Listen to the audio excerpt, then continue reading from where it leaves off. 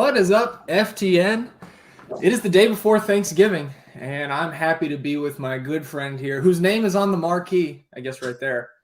It's Live with Fast Eddie Fear here at FTN Daily, presented to you by Superdraft Daily Fantasy. Eddie, it's been a while, I guess a week since we've been on the airwaves together. How you doing?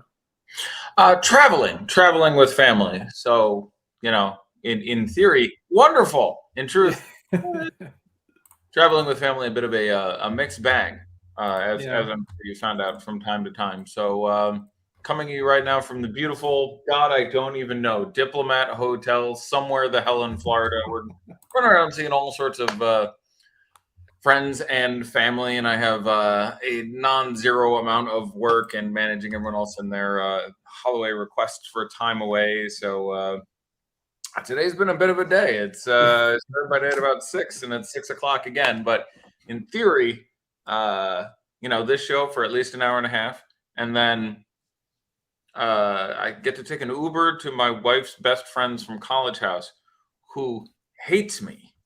So I've got that to look forward to. So no, actually, pretty shitty. But in fairness, all of my problems are of the minor type, and I have much to give thanks for. But that is tomorrow's show. For today, I hope everyone else is gearing up for some long tryptophan-based naps over the next few days, and what is, I believe, tied for the largest slate on the NBA season. I think we had one other 13, if memory serves. But yes, we have 26 teams in action today. Not a large audience, but our favorite audience. And so here to talk to our friends and neighbors about winning some money in the daily fantasy sports tonight. Absolutely. And, 26 teams is a lot to go through. But to be honest, it's kind of odd. Like, as I was going through and doing the rankings, and full disclosure for everybody who knows that, we touch base frequently on those. We actually haven't spoken about them yet today. I was having trouble finding guys that I wanted to rank at a 10. It's kind of shocking to me. And to be honest, I haven't gone back through the Lakers now with Anthony Davis not expected to play with that illness. So maybe we'll find some there, but a surprising lack of value, in my opinion, on such a large slate. For such an enormous slate, it is difficult for me to talk about. From terms of raw value, you usually have some guys who you look at that like, this guy's going to destroy his price, or we have some superfluity of value. And, I guess the value question is an interesting one to tackle. I think the name I've most frequently seen in the most, we'll use DK because the concept of value now applying in Superdraft.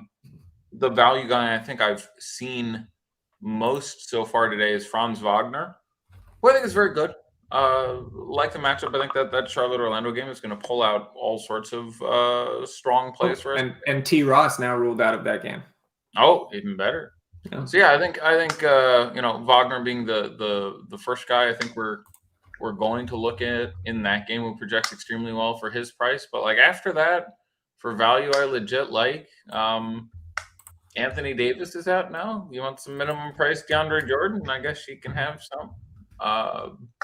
Dan Gafford at only 4,200 sort of works in there, as a bit of a piece. But it's the value streets are looking kind of thin. Talk to me. Let's talk about value guys for just a little while. Everyone's looking for that interesting piece of value.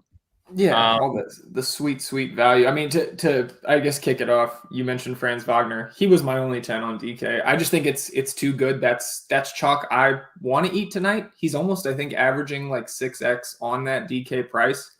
And just actually, the minutes have been extremely solid throughout the season. I think I have 32 minutes and 27 and a quarter fantasy points. Yeah. And there's no, I mean, it's been rare, Eddie, when we get the magic with a team total 106.5. They've been hovering just below 100 in a lot of these games lately. They're bad. They're not like Rockets bad. They are bad. They're Pistons bad. They're not good. Yeah, there is a distinct lack of quality around their basketball team.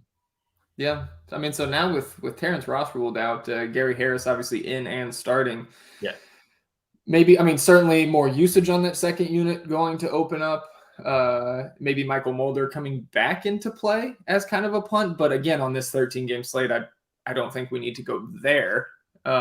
But in with them supposed to be a little bit closer tonight than we've seen, certainly than we saw against Milwaukee the other night. Right. Maybe you can get to a Bud Carter Jr. or a Mo Bamba. Those guys' prices coming down. Yeah, I think I prefer Bud Carter Jr. a little more at 55, but both those guys certainly in play. I think Jalen Suggs is a real conversation.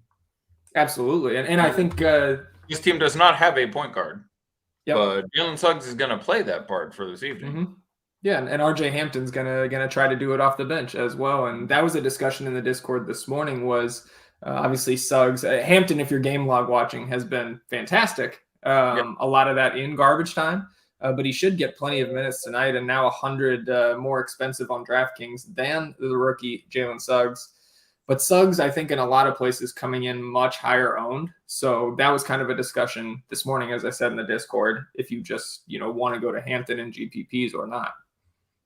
I certainly, obviously, not out of play, and T. Ross being out, I think, helps him a ton. It'll be interesting to see exactly what happens and how the minutes distribute between him and Mulder and so on and so forth. But yeah, the Hornets play very fast. First thing, they've been I don't know exactly where they're on the pace ratings that I remember now, but they still play very fast, and they still copying over from last year.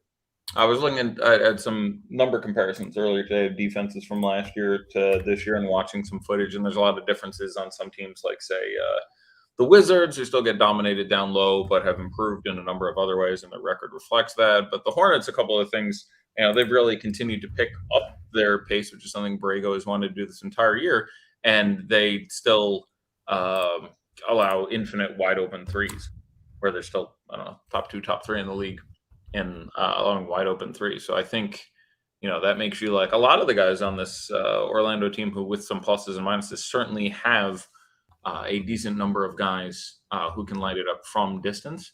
Having Harris out there, I think, picks up everyone else's upside a little bit. So, yeah, Wagner, Suggs, probably my order as far as just like raw efficiency is Wagner, Suggs, Carter, Bamba. I slightly prefer Carter at his price to Bamba at his price. The Bamba at Fanduel is, I think, a little closer if I'm remembering that disparity. Mm-hmm. But Orlando, nervously, a team that I think we can target pretty aggressively tonight. Well, I'm glad we weren't either. It's like a 220 over under somewhere in there. Yeah, one of the higher totals on the slate, and obviously game totals in general this season way down from where we've been used to them. Yeah, last year 220 was average. Now it's top quarter. So. Yeah, it's like we almost would have been running away from this total last year on a slate like this. But I was kind of in lockstep with you with Wagner, Suggs, and Wendell Carter Jr. as my 3 favorites from that team. Need to get T. Ross out of the lineup here. Anything? I mean, like, can you Gary Harris at min price now? Like, again, I don't think I'm going there, but with T. Ross out, I mean, somebody like who are we bumping up the most with him out? All right. So in order, can you Gary Harris? You certainly can. He's 3K. I have him at 25 minutes. Mm-hmm. 25 minutes he projects for. I didn't do the projection yet, but he's not a particularly productive guy. Even in a good matchup, he's going to project for somewhere around 16 to 17 fantasy points. There's nothing really that wrong with that at 3K. Might even be a little less. It might be 15 and high change. But he's going to be 15 and a half to 17 fantasy points. For 3K, that's a guy who's very much in play, especially when, and this is an important concept to understand, there is no other micro value right now that we really like. I think he's better than, say, DeAndre Jordan, who people have asked me about. And I have DeAndre Jordan playing like 15 minutes now, which is fine. But assuming Anthony Davis doesn't play. But there's always some extra value to being the cheapest viable value option, because you just open yourself to a lineup construction that otherwise wouldn't be buildable. So if you wanted to play, I don't know, Giannis and Westbrook and whatever the hell, there are lineups that you can play with him that you can't play with, let's say, Franz Wagner. So, yeah, for me, Gary Harris is very much in play. We had this on last week's show. There was a similar situation where a guy didn't project particularly brilliantly, but because of uncertainty, he projected pretty similarly to, who was it? Help me out. We stayed on the air, and he went off, and he had like 12 fantasy points in the first 5 minutes. And then Keelan Martin. Right. It's Keelan Martin for the Pacers. And he ended up with, unfortunately, he got 5 fouls and only played 20 whatever minute. Like, we got a little unlucky for him only to get 18 fantasy points or something like that. Like, it did not go. It looked like it was going to go to the moon. It barely left the troposphere and fell back to Earth. But similarly, I think Gary and Keelan Martin was, as I recall now, because you screwed with me horrifically on the ownership, not 4% owned, but 7% owned, as you made me look like quite the asshole for an extended period of time. But similarly here, you're going to have Gary Harris, who at that price with the paucity of other general value probably should be owned 14-16% and will be owned probably 7-8%. So yes, I would probably make an effort, assuming I heard nothing between now and lock, to get Gary Harris into some lineups. Like shooting guard eligible, which helps. I think he's just shooting guard, but yeah, I think you can. I think you can get there. Like there's, we were talking about the value, and there ain't much of it right now, my friend. Yeah. Well, let's shift to the Lakers here, and I guess let's attack this like Anthony Davis is not going to play. LeBron coming back after his first, I think the first suspension in his career. Yes. And nope. I think we could. Sorry, first suspension, second ejection. I want to say I could be futzing that a little bit, but I want to say first suspension, second ejection. Yeah, and I assume that the number of times fouled out is also similarly low for LeBron. That's a really good question. I'm not sure that number exists. I can't remember LeBron James ever fouling out of an NBA game. Yeah. I feel like that's wrong, but yeah, I mean, part of it is he's an excellent defender and teams go away from him, and he's not everything he used to be, but that's very interesting. Sorry, go ahead. You let us talk about the Lakers against the people. It appears LeBron James has fouled out, I think 8 times it says here. Really? That's amazing. Yeah. I can't think of one offhand. I feel like a bad fan right now. It may not have been in the last, just for a quick Google search, not since 2017. I can think of one now. So yeah, I was about to say it has not been in a long time, but that's interesting. Well, minutes are down a little bit, games are even down, but yeah. Well, and LeBron in the last 2 years really he's not breaking down in the sense of like a normal NBA player, but for LeBron, he's actually getting injured now, which didn't happen for over a decade. But 10-8 with Anthony Davis out. Any more interest for you in LeBron, or how about Russell Westbrook at 10-3, who I didn't have any interest in until now? Yeah, well, let's be interesting. Let's assume they start. Jordan move him over. Tucker will play 30-31 minutes. I certainly have more interest in LeBron. Like, do I like LeBron more or less with Anthony Davis now not expected to play? I certainly would be much more inclined toward LeBron now than I was. So we are on the back end of a back-to-back, though we do get LeBron back here. Anthony Davis apparently wasn't feeling well and had a fever, and there's a thing there. So just keep a close eye on this game. Were you to play people from this game? Because it just becomes a little more likely that there's a sickness thing going around. So let's just keep a slightly closer eye there. So they will, slide in Talen Horton-Tucker, and Avery Bradley isn't going to do a whole hell of a lot. So I think against the Pacers team, with this Lakers team actually running surprisingly fast. On offense, they're one of the fastest few teams in the league, which I find surprising because they're ancient. But they're actually running really well. I have them both projected pretty similarly between Westbrook and LeBron as far as their points per dollar. I have LeBron projected a little higher, and he's obviously a little more expensive. I feel like the matchup favors him a bit more. So I would go ahead and say that, and I will confirm that my price rankings here actually bear this out.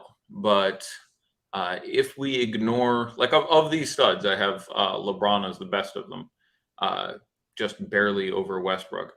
But then I have marginally more interest in Carmelo Anthony and Talen Horton-Tucker. No one here projects particularly brilliantly for me. I think THT is fine to get to. He's obviously had some ceiling games. I find that to be a little less likely in these circumstances for a couple of reasons. He projects for like 26.5 fantasy points for me for 5,500. That's fine, but there's a whole lot of guys who project like that.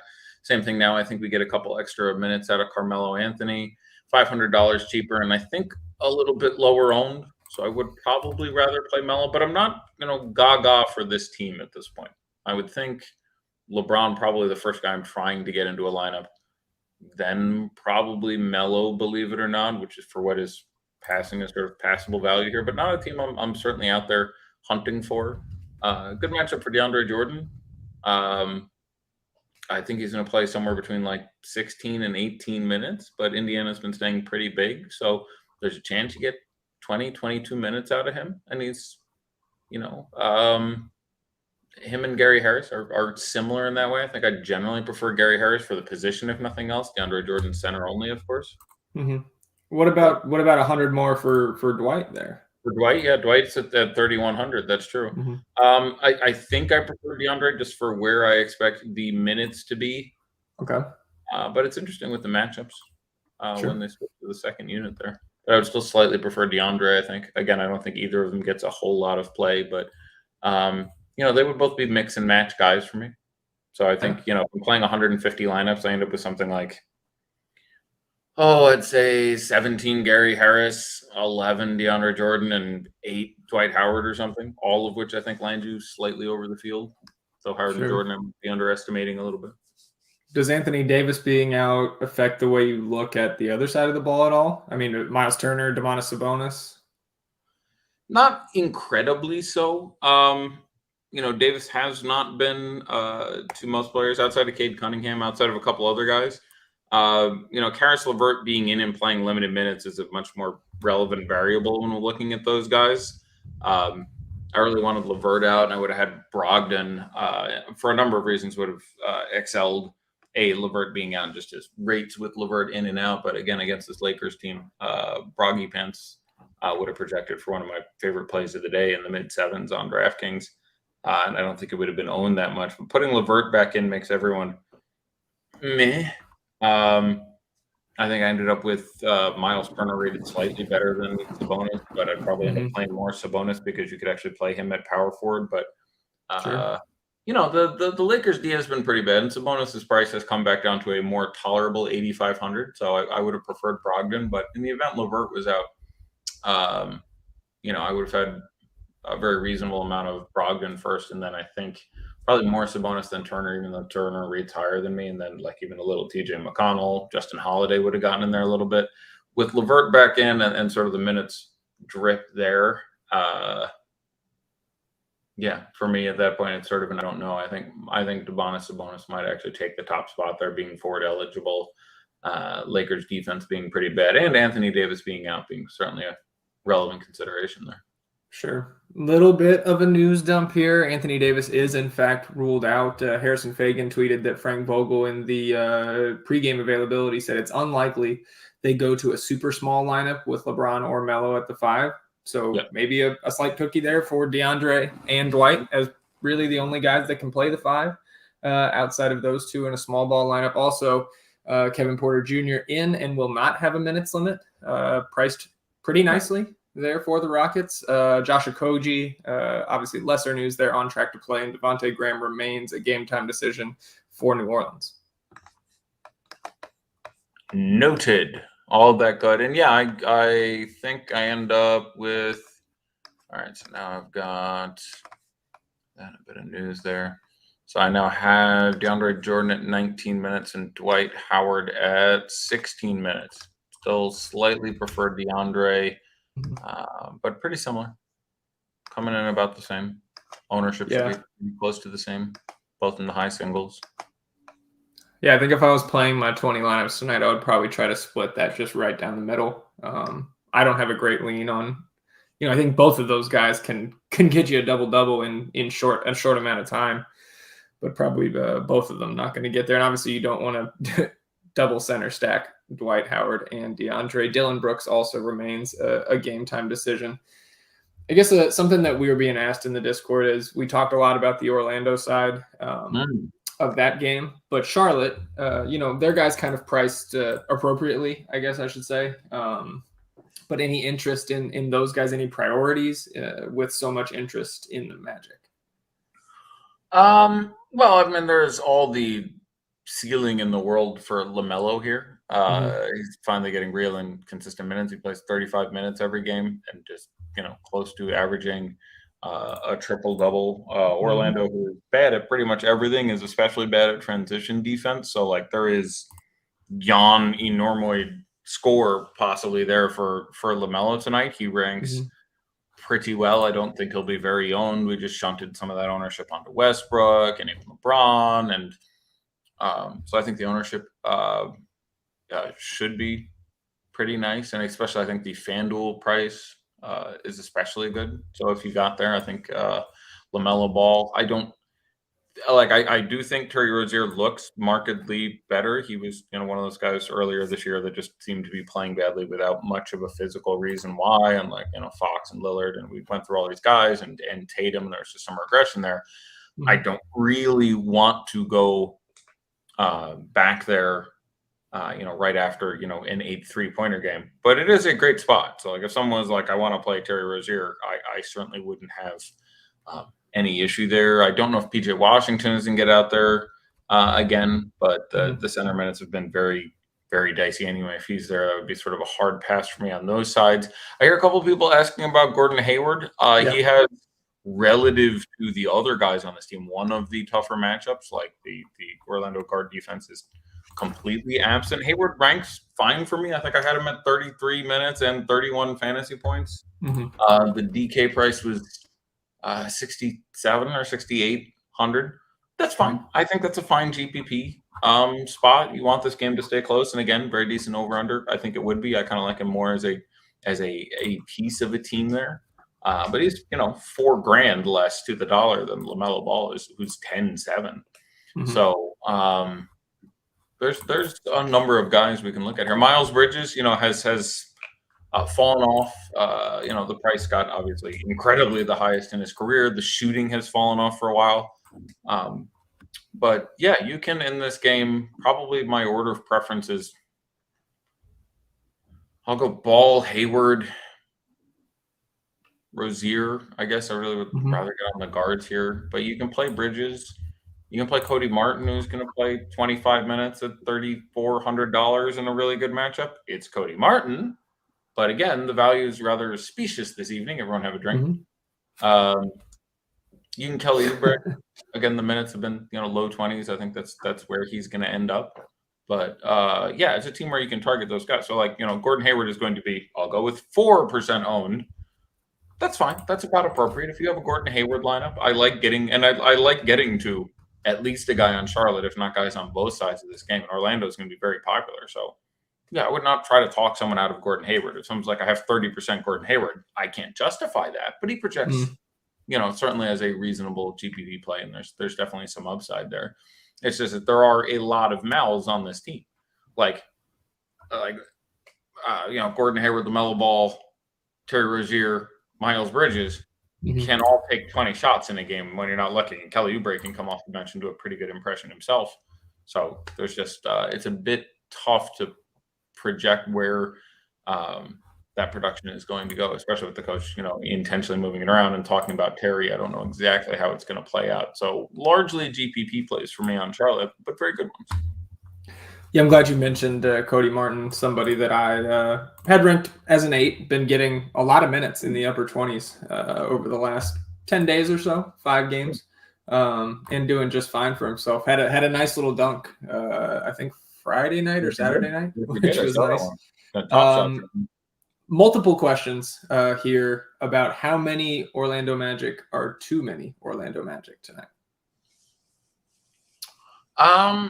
Well, it's interesting. There's some fun correlations we're talking about here. One is the fact that when players don't rank as well as they usually do, game stacking is better, which feels strange. Whenever you stack a game, you are consciously making a choice to look at this set of variables instead of this set of variables. And the price of game stacking is not playing the other guys, whatever they are, in the other 2, 6, or in this case, 12 goddamn games. Now, I hate stacking on a 13 game, but it makes a lot more sense where the field doesn't project particularly brilliantly. because you're just sacrificing a little less. So to put it in practical terms, I'm fine with playing 2 members of the Magic on any team. A third one I would be disinclined towards, but I wouldn't have entirely out of play, and I would want to make sure that I have Melo or Miles Bridges or Gordon Hayward on that team as well, which is a 4-game stack, which is a lot for a 13-game slate, but I think is fine. I wouldn't particularly object to it. But I frequently would have – I think I would average 1.7 Magic players per lineup. I'll go with that. 1 and 2 most of the time, slightly more frequently 2 than 1. And again, I would end up with – I think you're going to have Franz Wagner – I'll go with 52% owned right now, something like that. I'm kind of curious what Kyle has, but I think he'll get over the halfway point, which is a lot for a 13-game slate. Like, that's an incredible number. But he's going to be somewhere around half owned. If you're trying to get over that, and I think I would with you whereas we stand right now, so if you're using that as value and Jalen as value and Gary Harris as value, that's a lot of players right there. So, and again, it's also really important to talk about, like when you say how many players can I have, it depends on the cost of those players. Like if you have, Gary Harris and Franz Wagner, that's $6,900 for those 2 guys. Like it is very easy for the 2 of them to get there relative to say LeBron and Westbrook. So, I probably don't want to have, I don't know, Bamba, Wendell Carter and, another guy necessarily, because the 2 front court guys are sharing and they cost more, but 2 cheap guys means nothing to me. So I would say no more than 1 expensive Magic player, probably defining expensive as, in this context, $5,500 or higher. Sure.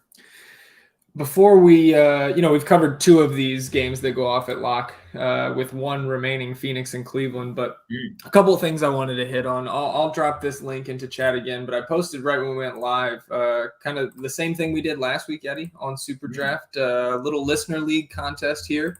And so if anybody who's on Superdraft jumps in that, the top 3 will win a ticket to the main GPP on Friday slate. And anybody who finishes above you or I will get additional $1 ticket, and you can get 2. And then Eddie, our buddy T Panthers in the chat, has also donated. The highest finishing subscriber will get, I believe it's an Andre Drummond Top Shot moment, because Andre Drummond has been good to us over the last couple weeks. He has. What a terrible basketball player, but what a good fantasy basketball player. So everybody jump in that. And again, if you haven't signed up yet for Superdraft, I don't know what you're waiting for, but promo code FTN is going to get you a $100 bonus on any deposit of $100 or more. And then you can participate in all these fun, listener leagues, the trivia giveaways that we've done a couple times throughout the season. And much more. We're starting raffles next week. We have raffles coming up. Other good fun stuff. There's a lot of go ahead. You want to talk about some of our better Superdraft plays real quick? Have a little Superdraft midsection here. Like, what's your top Superdraft play? Do you have a top projected guy? I've already talked about my top projected guy. Bobby Portis for me. Bobby Portis. What do you have, Bo Pope? I have him projected like a modified. See, I think I'm a little worried about the blowout in this game, and I think maybe you haven't limited the minutes as much as I did. But what do you have Bobby projected for? I think I had Bobby for. I mean, he's 1.55 modifier, so I think I had him for 30 minutes. I mean, like he was projecting for not 30 minutes, fewer than 30 minutes, but 30-something fantasy points. He got over 50 for me, which is good. Yeah, I had him for near 40 fantasy points without the modifier. Right, he's 1.55, so you'd have him at 61 or 60 or something. Yeah. So I think he's extremely solid, extremely safe, with obviously the upside. If this game stays close, he could absolutely destroy that super. I will play 2 minutes and talk about. We'll go back and forth with top super draft plays. I will take LaMelo Ball, who I already discussed. You still get it at 1.15. Give me for 0.05 more DeJounte Murray, 1.2x. Yeah. I don't remember. I have him for just a hair less. I have LaMelo at like 59 modified and DeJounte at like 57. Yeah. Let's see, a higher multiplier guy someone asked. I'll take you can stay in this one game. This game is a gold mine on Superdraft. Go with Mo Bamba at 1.4. Yeah.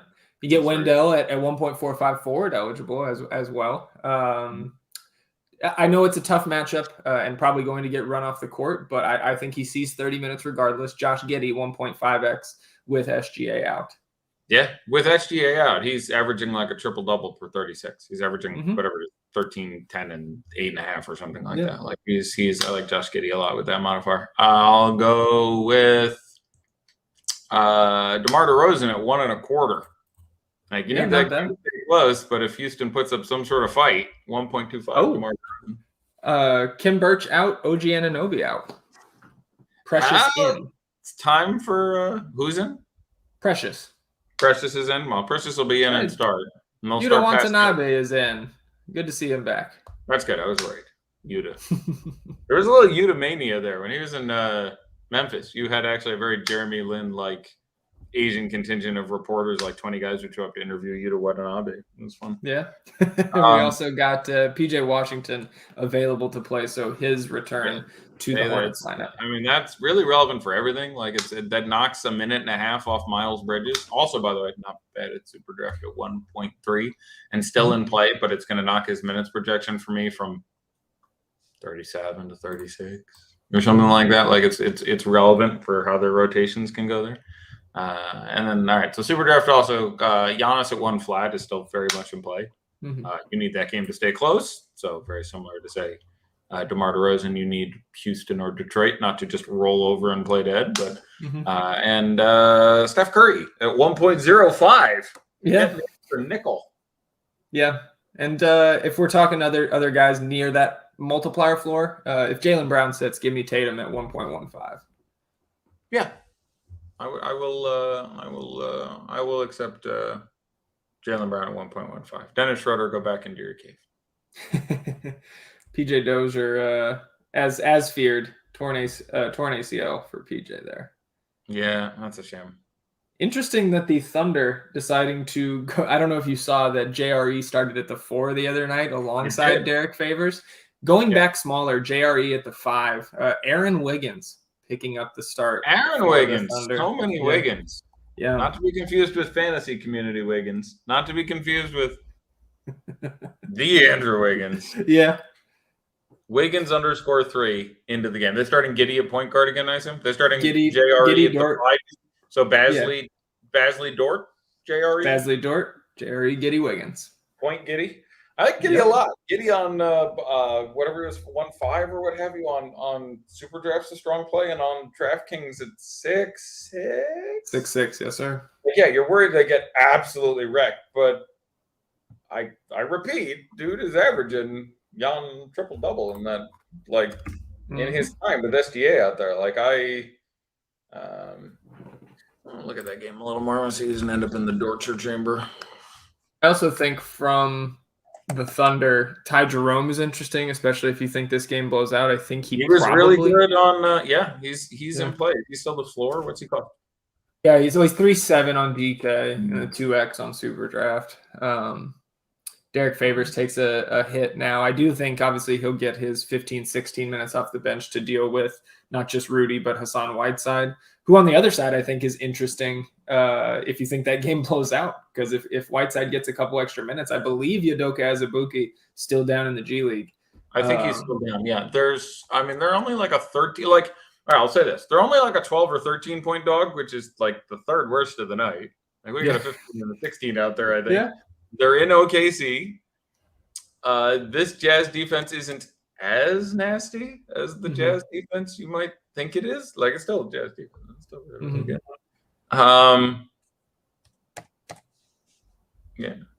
Someone sent me as 13, 11, and 8.5 per 36 for that SGA. So, and that would be, fine. Very acceptable with that price and multiplier. Yeah, 13, 11, and 8.5. Let's call it 13, 11, and 8. You're putting up, that's like 37 fantasy points without a steal or a block. Or, with a multiplier like 70 something. So yeah, like he's 1.5. So I don't know, I did 2x there, but it's like 54 is perfectly tolerable. So yeah, we like Giddey. The rest of the team, a bit of a mess. I'm a big Dort fan. We finally started to get the Dort games. A couple guys I've been talking about coming out, like Alec Burks. I was there a week early. Like Lou Dort, I was talking about for like he started to finally Like people will you were there on Alec Burks, but like he has been crushing over the last 4 or 5 games. Yeah, there's like 2 days I liked him this year, and neither time in like every other game. Like I read reports every day. I'm like, really? F you, buddy. Yeah. Anyway.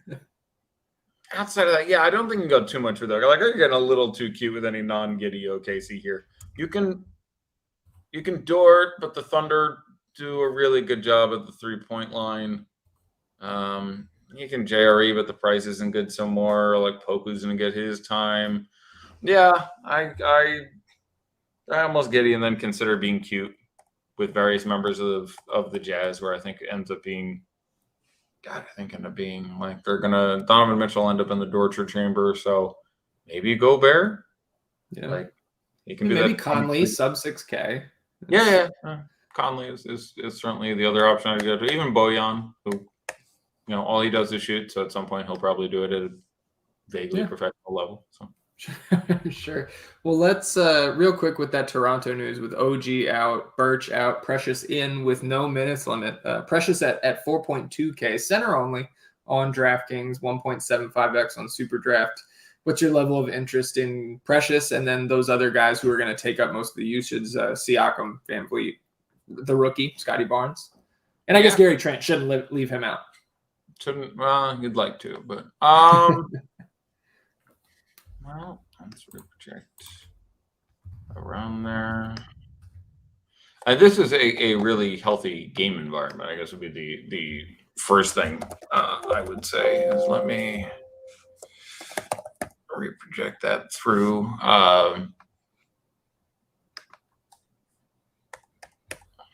Line here. I assume we don't have any update on what we can expect out of Dylan Brooks, because we're definitely gonna have no Melton again. Like I'm wondering if we can have more. I think he's officially game time decision now, is what I saw. No word on minutes. I mean, that's if he's in. That's really I ranked him. I ranked Memphis as if he was in, and I can't touch John Morant at that near 10K salary with Dylan Brooks. Not a really good matchup for him either. I mean, this is a Nick does a very good job against guards of his ilk. Like they've given like Steph bits, and it's just like he's not the guy I want to look at this team. I would rather Jaren Jackson. I would rather Bane. I would rather Brooks if he's in there and playing. Sorry, I'm just figuring out how Brandon Clark is going to fit in the rotation in this matchup. So if you end up having no Dylan Brooks again, I would have a strong spot in my heart for Desmond Bane. I would have, if he was out, I would slightly prefer him to Jaren Jackson Jr. Otherwise, Jaren Jackson Jr. would be my favorite. Getting back to Toronto, so did they announce VanVleet, Trent, Barnes, Siakam, and Chua? Did they? If I did, I just X'd it out. So maybe I can scroll up in the chat here. I don't see immediately a Raptors lineup, but we do have the news. We just have Precious won't have a minutes limit. We don't have a starting lineup. Okay. His was what, a shoulder injury? Yes. Am I reading that right on Precious? Yes. Okay, so there's a lot of nuances here. There's Delano and Svi. Okay, so you're gonna get some Siakam at the 5. All right, I'll go with Precious Achiuwa at 23 minutes and 22 fantasy points. Just pretty good at 4,200 in the scale of. I mean, one of the things it seems kind of obvious, but I like to say it once in a while anyway. Is everything's relative. So frequently people are like, "Hey, what do you think about tonight?" And I'm like, "Yeah, I didn't have time to do all my research because I don't have a show." And they're like, "Yeah, but I know you know this team." And I'm like, "Yeah, but everything is always relative." Like on a 13-game slate, normally 4,200 for 22 fantasy points, or that would end up being my projection, give or take half a point if I put 5 minutes into it, is normally going to be pretty crappy. Tonight it's pretty good. Like it's at least very tolerable. But for the matchup in the position, I would say Scotty Barnes, 6,600 is getting to be a pretty big number, but I do like the matchup a lot. He's going to play in the mid-30s in minutes. Nurse has been talking about him a lot. Now I'm having OG there, so like I think there's a chance you get like 37, 38 minutes. And speaking of minutes, Fred VanVleet is always a monster. This game should stay close. Shooting guard eligible. Projects to play 39 minutes or 38 minutes. So I would say probably I rank them as far as Precious is center only. There's a lot of high price centers I like tonight. We should talk about some of those in a minute. I like DeAndre Ayton a lot. We were going to talk about that last game. I think we have to get into DeAndre Ayton and the horrible things he does to Jared Allen. But I would probably say no one here makes my cash lineup. If they were going to, it would be Fred VanVleet. Because just, minutes and now matchup and a little extra usage and everything. So Fred probably my favorite player, even in GPPs, but just a hair ahead of probably in order. I'd say Barnes, Achua, Siakam.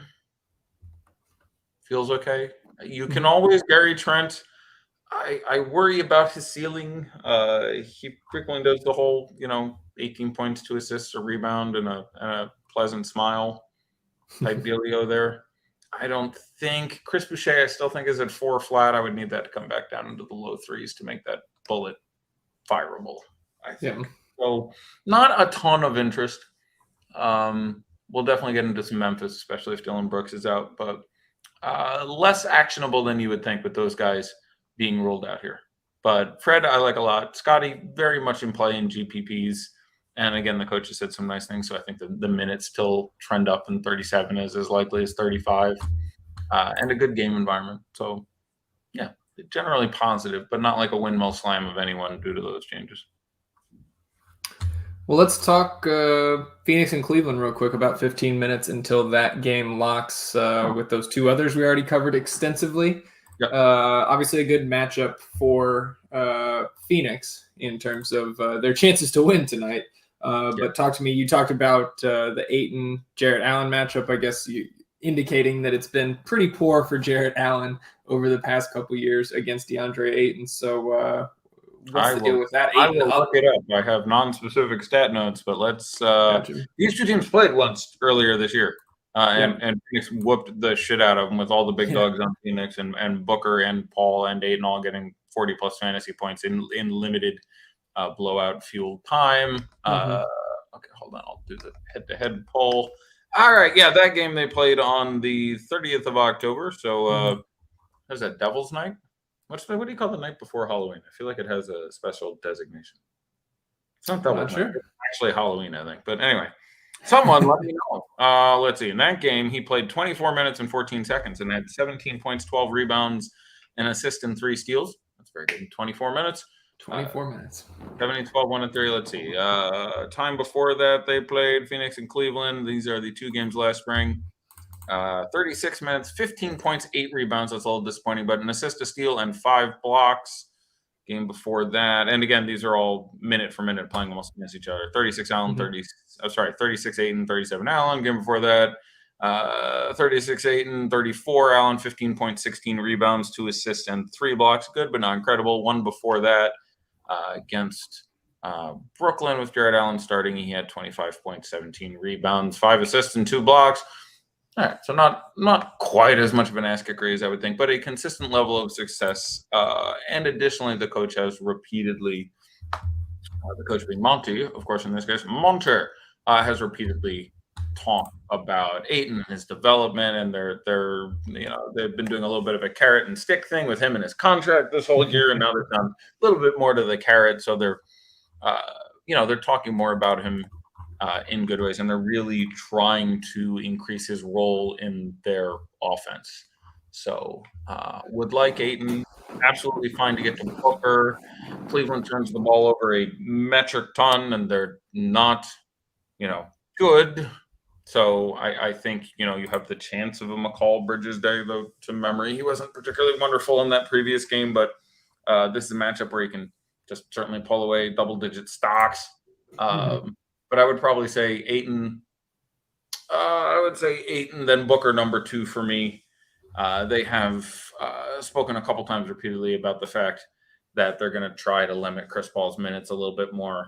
And they think Campaign is doing well in the second unit. And specifically, Monty has said they don't need to play CP3 that much. So we're going to have to wait a while for his price to reflect that, I think, until we go back there again. So, Sure. yeah, for me, probably, I'll go Aiden, Booker, Bridges as the top 3. And nothing wrong with, going back to Jay Crowder. It's Jay Crowder.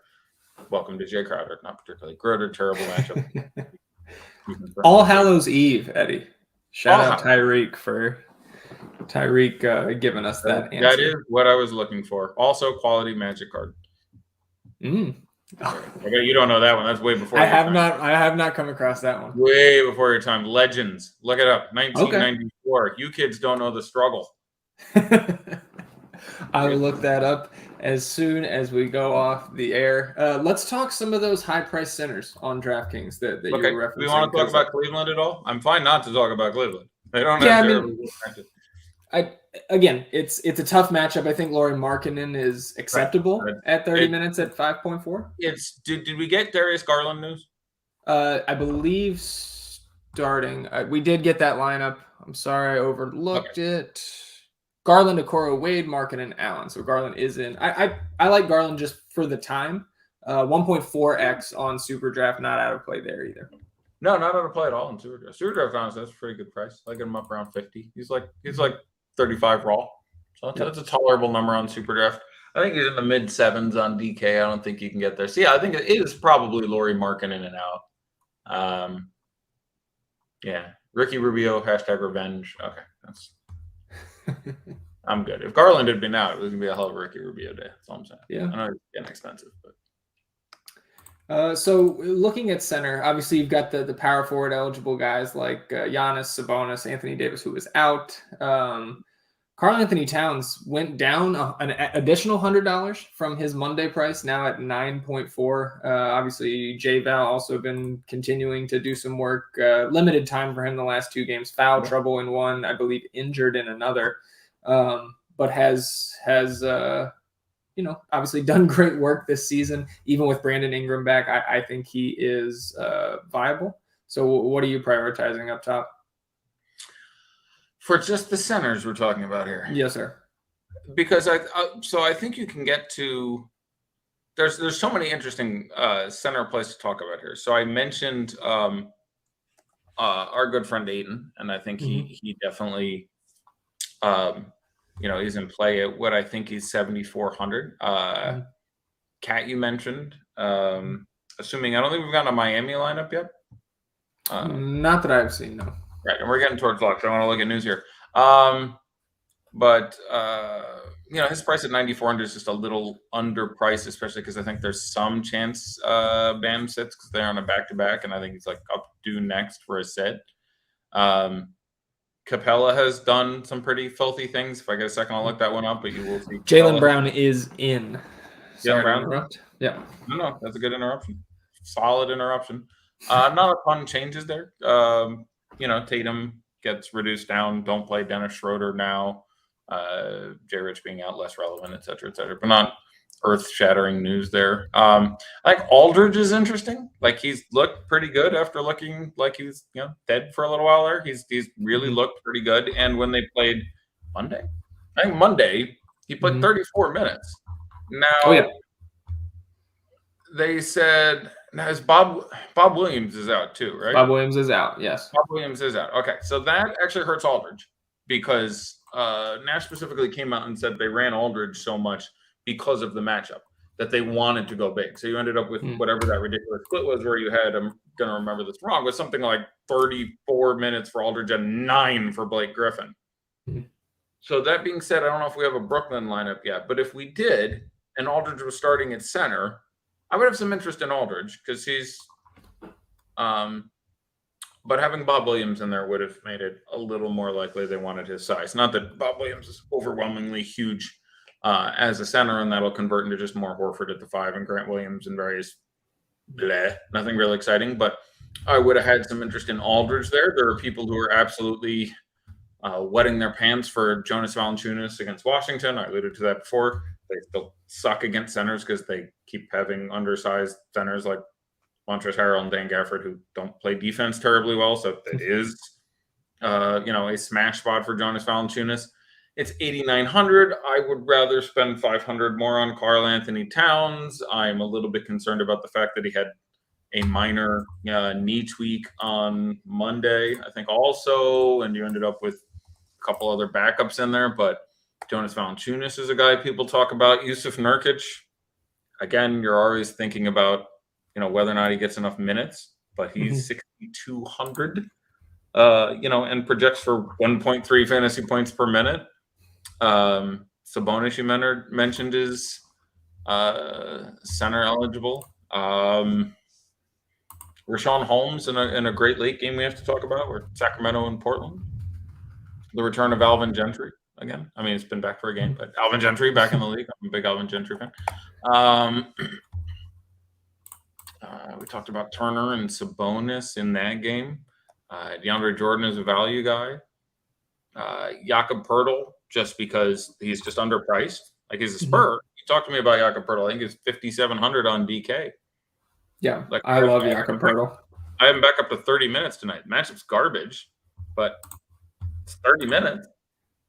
Yeah, I mean, I think he could, honestly, I think he could exceed 30 minutes tonight.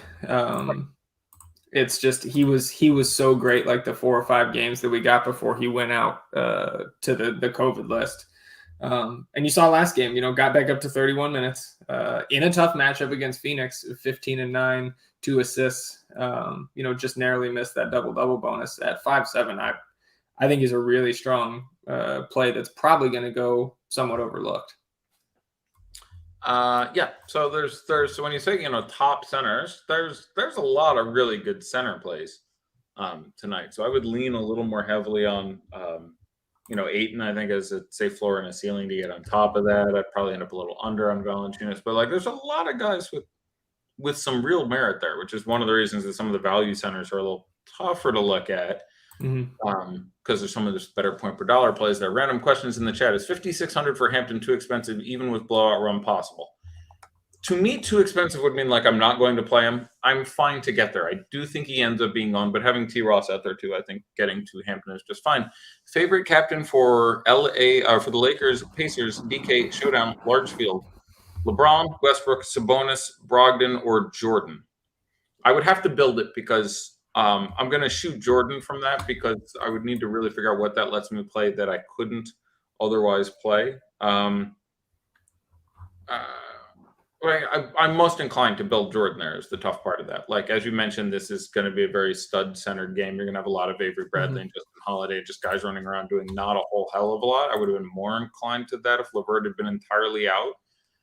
But just looking at that list without taking 3 minutes to run through it, I'd probably say my order would be Jordan, Sabonis at that price, then LeBron, then Brogdon, then Westbrook. But no one jumps out as this is the guy you should absolutely be captaining. Suns starting who we thought they were.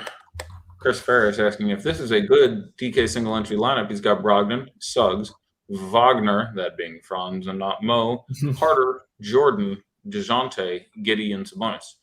Yeah, I think that's pretty great. You're on triple magic, but again, it's a good matchup, and they cost whatever that is, 55, 48, and 39. So that's not like you're putting in a massive amount there.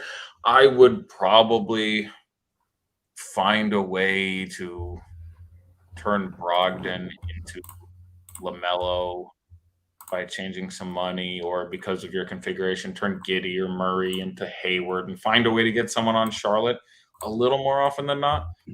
But I wouldn't feel bad at all running that lineup as it sits, because, again, Charlotte has enough heads where they can end up feeding everyone. All Hallows Eve, there it was. Looking at quotes. Cat and Dort or WCJ and Sabonis single extra. I would slightly prefer WCJ and Sabonis there. I like Dort, but I don't know if this is the night for it against a Jazz team. Moving through all the questions and comments. Kata Bates Diop will start. That's what I expected. Nothing to do there. There's that around any number of guys around. I wouldn't get too crazy. Anything else on the Spurs you like? I think Derek White, we kind of saw some signs of life from him in that last game in a tough matchup against Phoenix and the 40 minutes. It's just encouraging to see him finally see a couple shots go in, contribute on the defensive end with some stocks. And at 5'3", I think he's just fine. But it's really DeJounte and Jakob Poeltl for me. I think there's also an argument you can make that they're likely to hide Trae Young on Derek White. And so that plays into his upside a little bit more. I think it's the most likely defensive configuration. So if I was trying to justify Derek White, I think that's how I would go about doing it. So that makes sense to me. Let's see. One last share of the link of the Brandon, tonight. Brandon, someone just hit me with you always forget to say someone you really like tonight. Who have you not mentioned? I like Brandon Ingram a lot. I didn't mention him. Sub 8K now.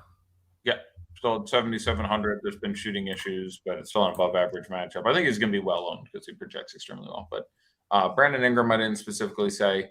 Harrison Barnes at 6'2", again, obviously fell off ridiculous Harrison Barnes from last year, but the matchup is extremely good. And that price is back at the point where I would get back on that train. Zach LaVine is the best matchup against Houston, so if I was going to try to get towards someone on the Bulls today, and we all like the Bulls, I like getting there. Who else? Tatum is finally priced where he should be because he started making shots on occasion. Wasn't that hard to see coming. It is a tremendous Damian Lillard spot. There's consistent nagging injuries. He's got that oblique that I think is messing him up with a fair amount of frequency, but it's certainly a spot where you can get ridiculous ceiling out of him. So and they're on the second night of the back-to-back. So again, your back-to-back teams are the Heat, the Pistons, the Trailblazers, and the Lakers. And nobody's on the front end of a back-to-back because happy trade day. We are off tomorrow. We are at lock, Eddie. And I did see in the chat just now that I guess some people using what's it called? Fantasy Cruncher.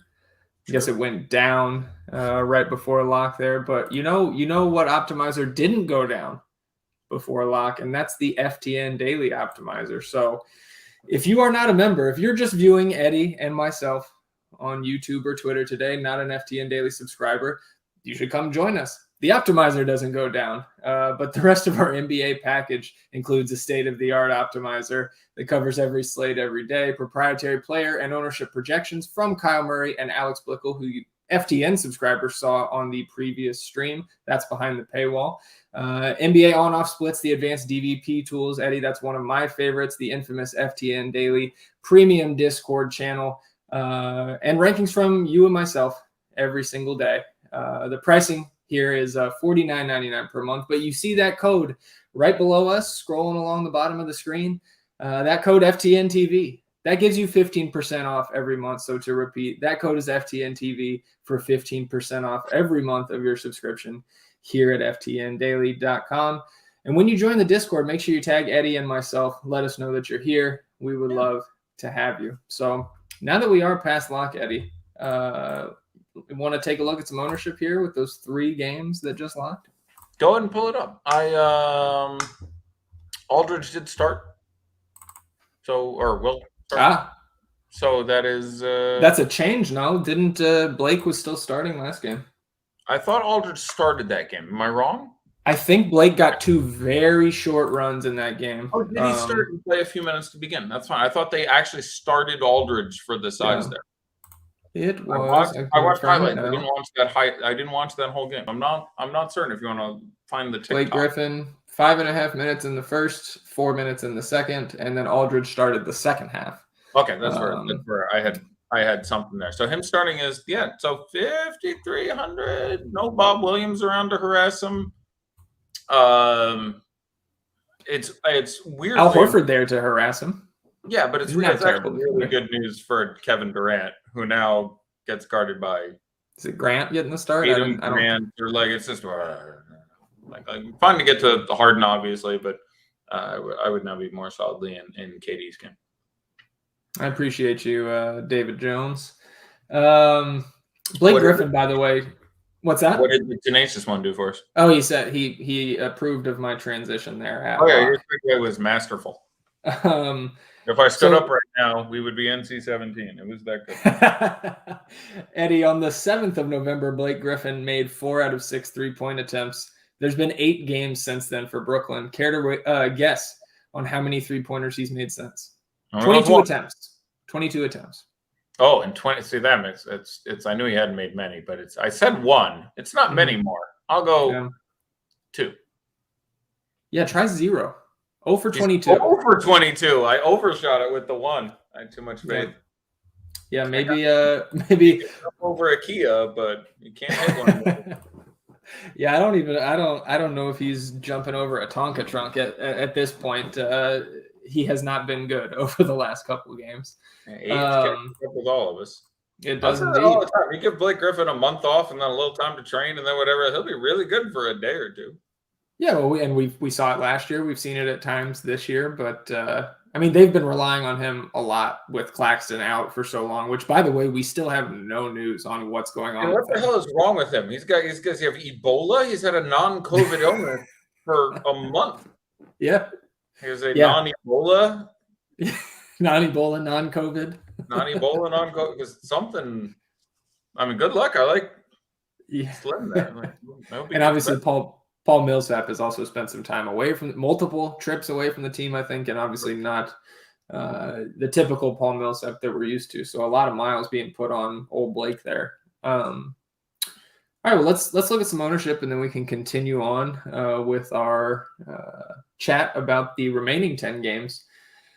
The Magic and the Hornets, the Pistons and not the Pistons, that's in 50 minutes. The Suns and the Cavs, the Lakers and the Pacers joining the Hornets and the Magic out of these 3 games. All right, the top 3 players are on the Magic. Correct? Not the top 4, though. No. Okay, and those players in order are Wagner, Suggs, Carter. Yeah, it's not fair because they're all separated by less than 3%, but it's Suggs, Carter, Wagner. Interesting. Wow. Yeah. So the less Wagner and more Carter, I thought. So if they're all separated by 3%, I will gauge those 3% to be between 42 and 45. Yeah, lower. 39 Suggs, rounding up 39 Carter Jr. and 36.5 Franz Wagner. Wow. Yeah. I like Franz Wagner at that point. Like, he just projects really well. Like, I like the other guys too. Don't get me wrong. But I mean, I love to see this. Kyle's ownership projections was a little high on Carter Jr. at 42, but 37 for Franz Wagner. He ended up at 36.5 and 36 for Suggs, who ended up at 39. So bravo, Kyle. Yeah, I mean, that's a nightly occurrence, but we rarely get to see the top 3 in that. I for a year I enjoyed the challenge of doing better off the top of my head than he could do.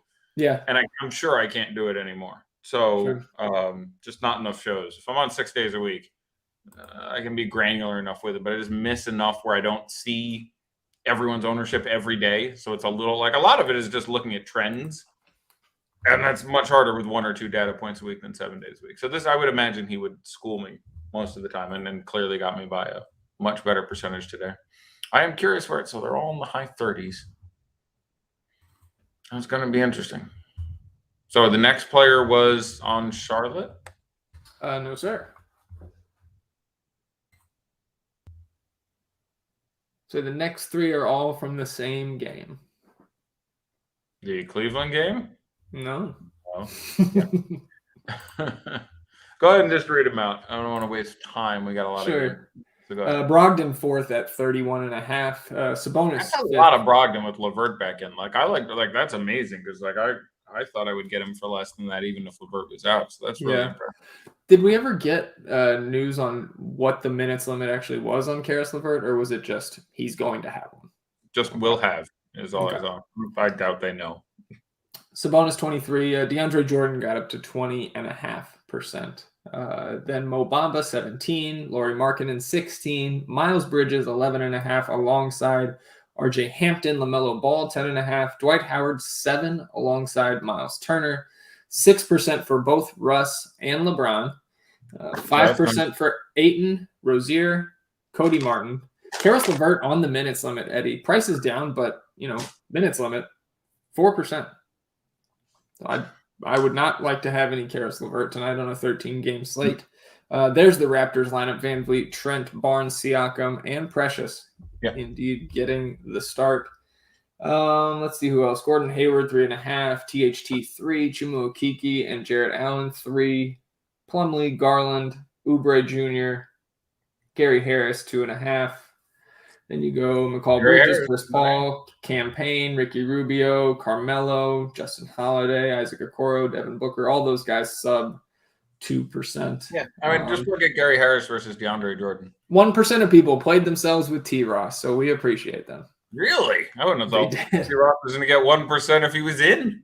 I don't remember who it was in the chat earlier today that said, I think it might have been T-Panthers, asking if there's a greater advantage tonight with, it being Blackout Wednesday, as some people like to call it, the night before Thanksgiving, less people paying attention. I think there's some evidence right there. 1% Terrence Ross.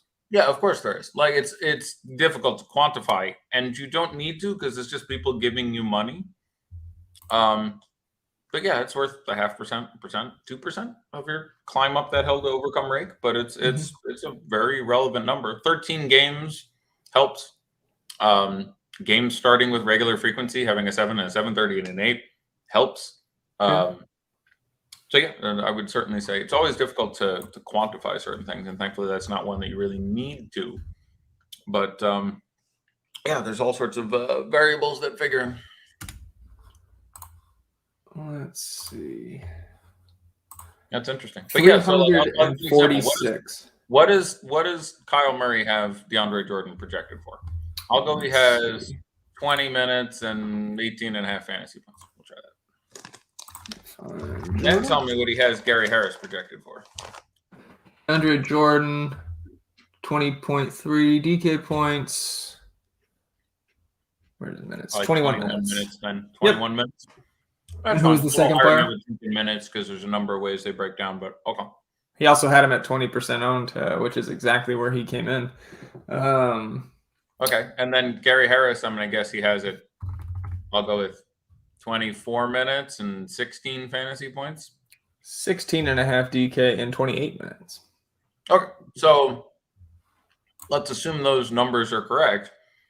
16.5 and 20 are not so far afield that you want the 20% owned guy projected for 3 more fantasy points. So that's relevant. That's not the best example, but if you think Gary Harris is going to play 28 minutes, especially in that game against a team that allows that many wide open threes, like I'm not the world's biggest Gary Harris fan, but I would rather have Gary Harris. And by the way, the opportunity cost of using your center spot in a 7 p.m. game on DeAndre Jordan. So.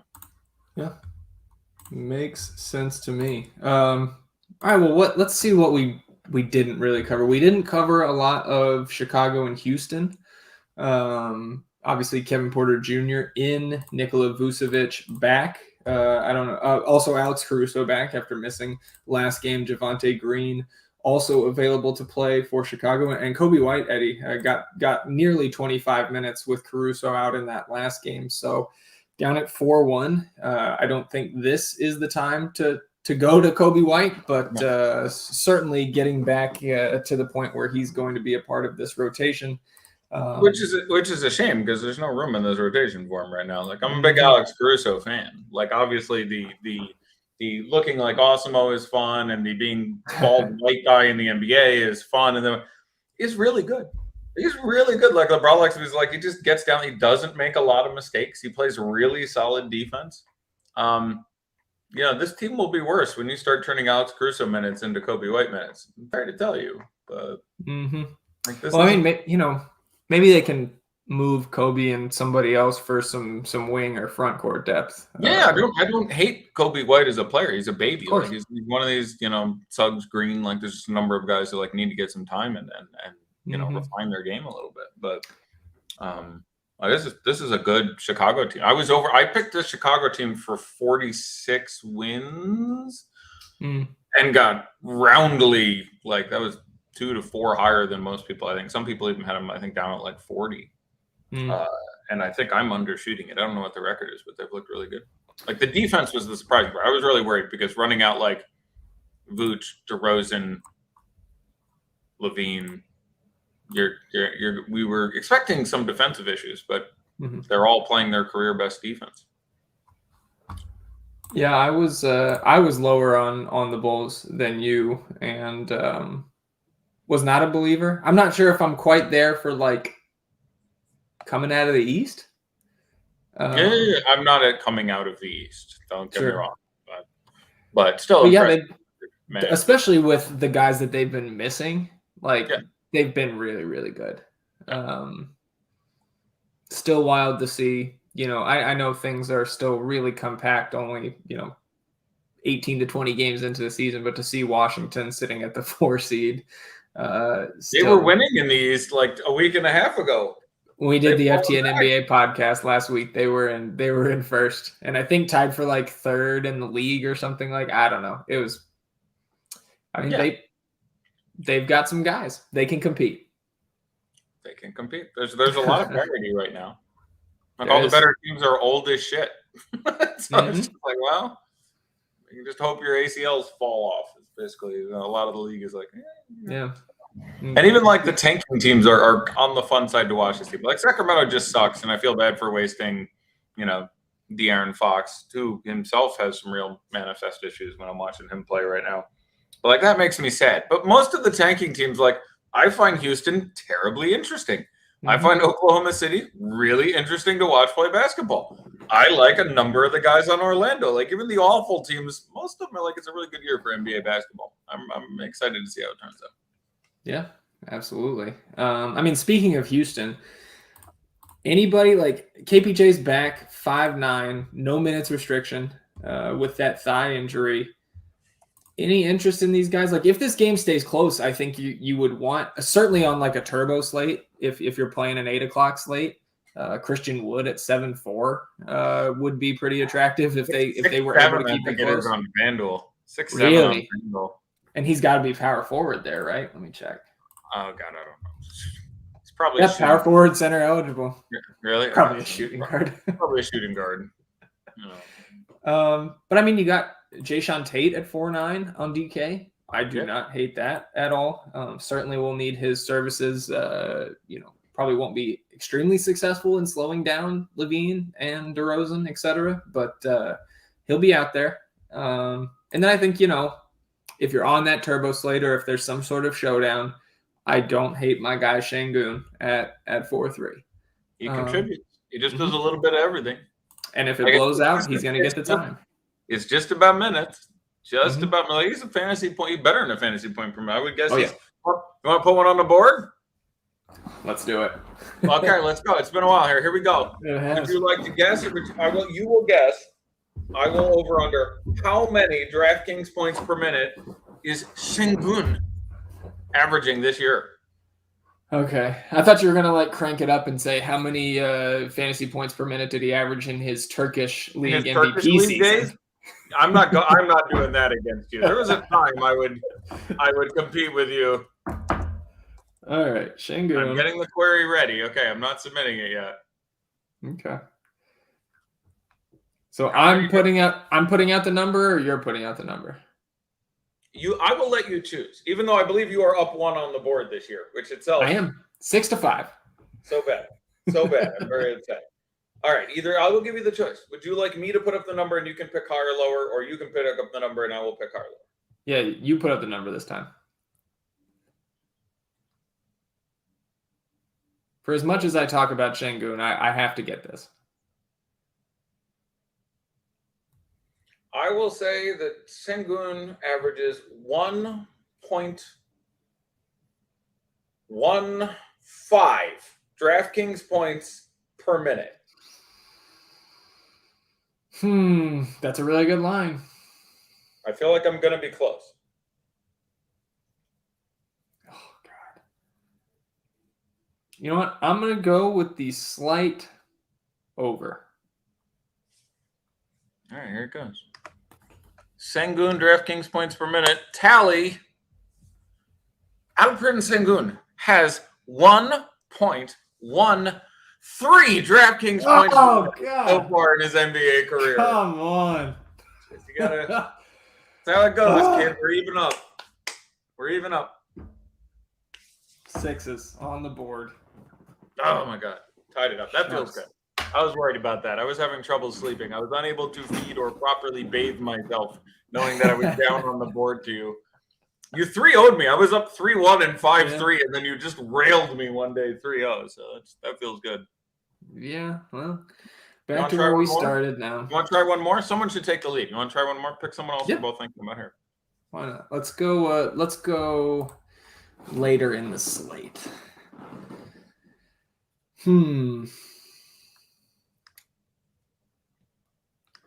Let's go.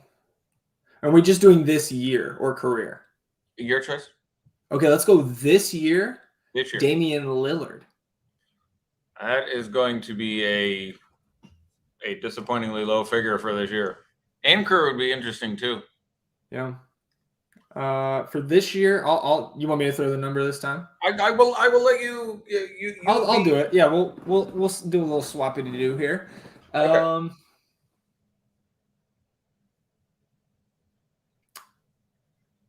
I'm gonna say 1.22.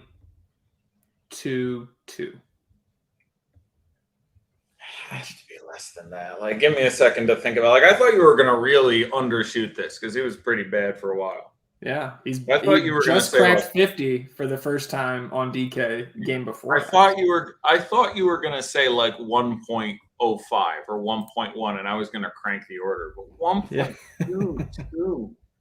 That's a good line. Like, I was going to windmill. I really thought you were going to do like 105 or 11, and I was going to windmill something over. 1.22, I will take the under. It was pretty bad going there for a while there. You going to type this one in?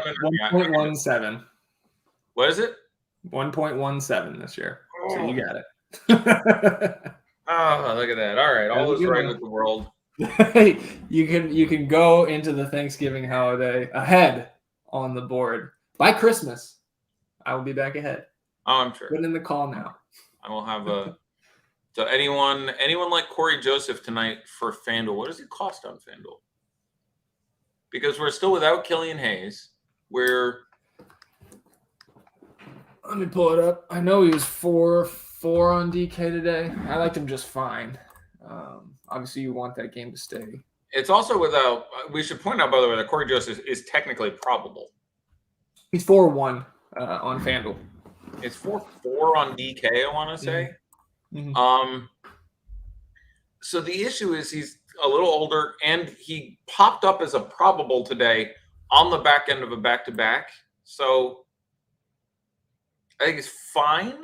Yeah, that strikes me as not ideal. Like, there's.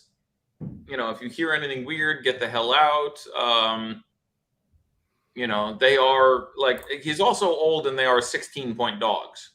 Mm-hmm. So like, he is going to very possibly turn into, I think Saban Lee would get that blowout run time, but that's those Saban was in the rotation last game. Like, you can do it. If the game stays close, he will very possibly play 31 minutes and at 4,100 can get there and can grab a couple steals and bum. But I'd be disinclined towards it. It's Corey Joseph. And Corey Joseph, backup days, Toronto days, like there were times that Kojo was a good man and thorough, but there's enough ways that goes wrong on a 13-game slate. I'm disinclined towards it. Devontae Graham will start for the Pelicans alongside Josh Hart, Herb Jones, Brandon Ingram, and Jonas Valanciunas. Okay, we're going with that lineup again. Your thoughts on Nickeil Alexander-Walker being benched? I don't know if it was bench so much as like they suck and Willie's trying to figure out what's going on. Like he still played. He didn't start, but I think he played 27. Right. Yep. So like, yeah, I'm an NAW fan as a fantasy asset just because like the guy can put up some threes and in the right matchups I like getting there. So, but Herbie is back and they had who the hell did they start? Garrett Temple picked up last game. Yeah, it was Sato and Temple. Right, they started, so, they're throwing shit against the wall and seeing what sticks. Yeah, I don't have a. They suck. They should not be trying to win games, and they're not. So, they're again pretty entertaining. They're like number 4 on my list of shitty teams that are fun to watch. They're not that fun to watch. They will be when Zion gets back, but they're fine. Like NAW is sort of my spirit animal on that team, but I always can get behind some Herbie or Josh Hart. Yeah. Josh Hart's price going up now, near 6K on DraftKings, 5.9, I believe. Yeah, when he was down at 5-1, that made a lot of sense. Now it's very meh. I will tell you, by matter of course, who my best projected relative to, we'll go with DK salary player is on New Orleans. I'll give you my best New Orleans player on both DraftKings and Superdraft. But I'm warning you, it's not good on either one. You can guess if you want. Who is my best projected relative salary player on? It's pretty easy on DraftKings. For the Pelicans? Yep. On DraftKings, I imagine Brandon Ingram? Yeah, it's BI pretty easily. He still makes a lot of sense for me. He's just way the hell too cheap. Yeah. I mean, on Superdraft, Josh Hart's going to make it a little bit closer, and Jonas at 1.2 could be competing with Brandon Ingram, but I imagine it's one of those 3 over there. It is.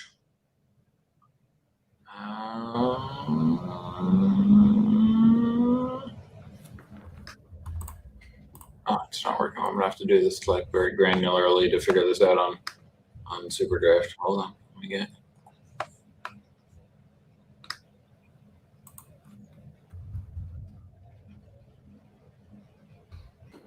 Jake asking me if it's. He says, "Don't you think it's time to take down the DeRozan jersey?"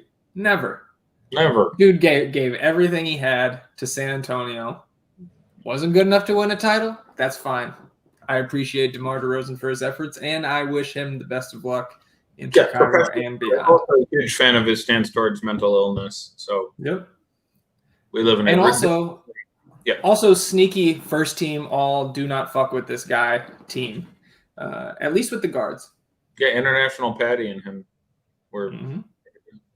They're no Isaiah. You and I haven't discussed Isaiah Stewart. What's your take on Deep Stew going full Pamplona on LeBron and friend? Well, I gotta save some of this for the FTN NBA podcast, which we're gonna record right after this with our buddy Kruggers in the chat, making his appearance from the listener league, Eddie. Well earned, well deserved. But yeah, it's I think LeBron was certainly in the wrong. I think it's pretty clear he wasn't trying to punch him in the face, but he was trying to swat him hard and, shove him, get him off him, a little elbow to the chest maybe. And I think, Beef Stew, once he saw the blood, I think that kind of turned it up a notch for him, obviously. I think I actually thought that the league handled it pretty well with the suspensions after. I didn't think it needed to be any more than what they gave. I don't know. I enjoyed it, man. Like it's not every day that somebody, there's an altercation or a skirmish in the NBA and one guy is actually very clearly about it. In Detroit. Now I will say, people who are like, he was in there to like kill people, is like, he was nose to nose with LeBron for about 12 seconds or something. There was a while after that. Now I understand, like, I'm not saying he should have punched him. I don't want any giant people punching other people. You can get your shit from Donovich fucked up.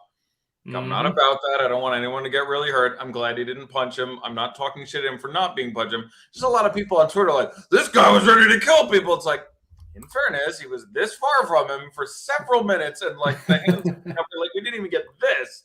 Yeah. Much less actual. So let's take it easy. Yes, he was throwing some equipment trainers around. When the guy who had been selling popcorn tried to restrain him, he trucked him. Did you see JJ Redick's comments on fucking with LeBron? I saw a small clip that Stefano, I think, tweeted out where it was just JJ. Are you talking about the first take appearance this morning? No, there was that one where he was talking to Stephen A. Smith, but after that, he on his Potter and some other context was like he was like, LeBron gets so much more shit that he doesn't deserve because just we have this culture of taking down impressive people. Like, you don't have to be a LeBron guy. If someone's like, I don't like LeBron, he flops a lot. That's fair. He whines a lot. That's fair. There's this aura around him that that's fine, but you need to respect is all I'm saying. Like, without getting into politics or something, and unfortunately there is nothing in our country anymore that doesn't have politics on it. So there's just a full dumbass shut up and dribble thing that goes on. People should, if you're looking at basketball players, be like, respect. No extramarital affairs, no running over people while drunk, no whatever the fuck. Like, the guy is buying and setting up schools. Like, if you find yourself going, LeBron didn't buy that school, he only gave $1 million to that school, just fuck yourself right out.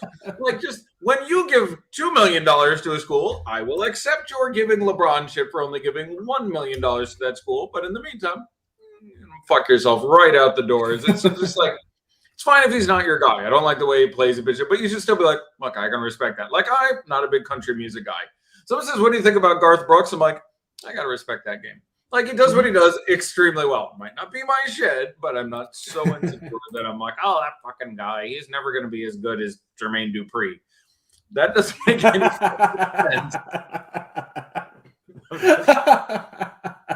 I'm just saying. So JJ Redick basically came out and said, hey, people need to give a little more, like, too many people have way too much fun talking down LeBron. And then he talked about how he planted himself in the lane once and set up perfectly for a charge and got 11 stitches, and LeBron absolutely trucked him. And he's like, he's a big, fearsome fucking human being, and people should, and if you don't think, I'm not saying Beef Stew wasn't angry. I'm not saying on the playground he wouldn't have thrown a punch, but on some level, Beef Stew was like, when they were nose to nose, those hands did not come up, is all I'm saying. Nor would mine have, but I'm just saying, everyone's gonna be like, that guy crazy. It's like, man, all right. Did you see the freeze frame of when they were close, like almost nose to nose, and he had his fist balled up and Jeremy Grant had his arm on Beef Stew?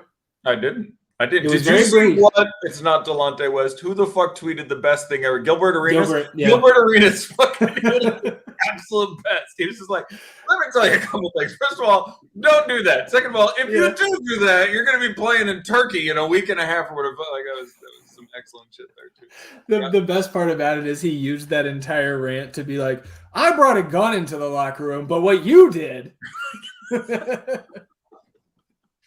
Some people said it was attempted murder, Isaiah. Yeah. That guy's got to bring that up for everything. Yeah. Like, his wife's got to be like, leave a, I don't know, used tampon in the garbage can. He's going to be like, look, I brought a gun into the locker room, but that shit is fucked up. You need to learn what is appropriate and what isn't in a locker room situation.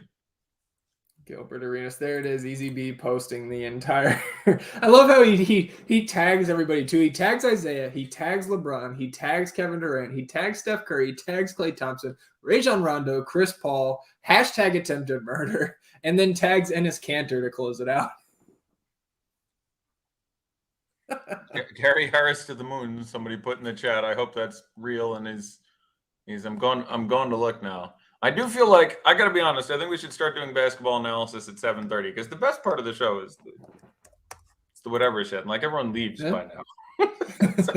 Hey, we've got our usuals hanging around here. I see Anthony, I see Dello, I see Easy B, see Josh in there, Cam, Jake still here. Oh, Gary Harris, 9 minutes, 5 points, a steal, an assist, and a rebound. Yeah! It's like a Keelan Martin stat line. Oh, fuck. You had to go and do that. Jake Anderson says that has to be the first time. Let's go. Movie reference in the chat. Why are you going to go and do that? I had a guy's finger in my asshole tonight. Anyone? I want to do that in chat. Somebody.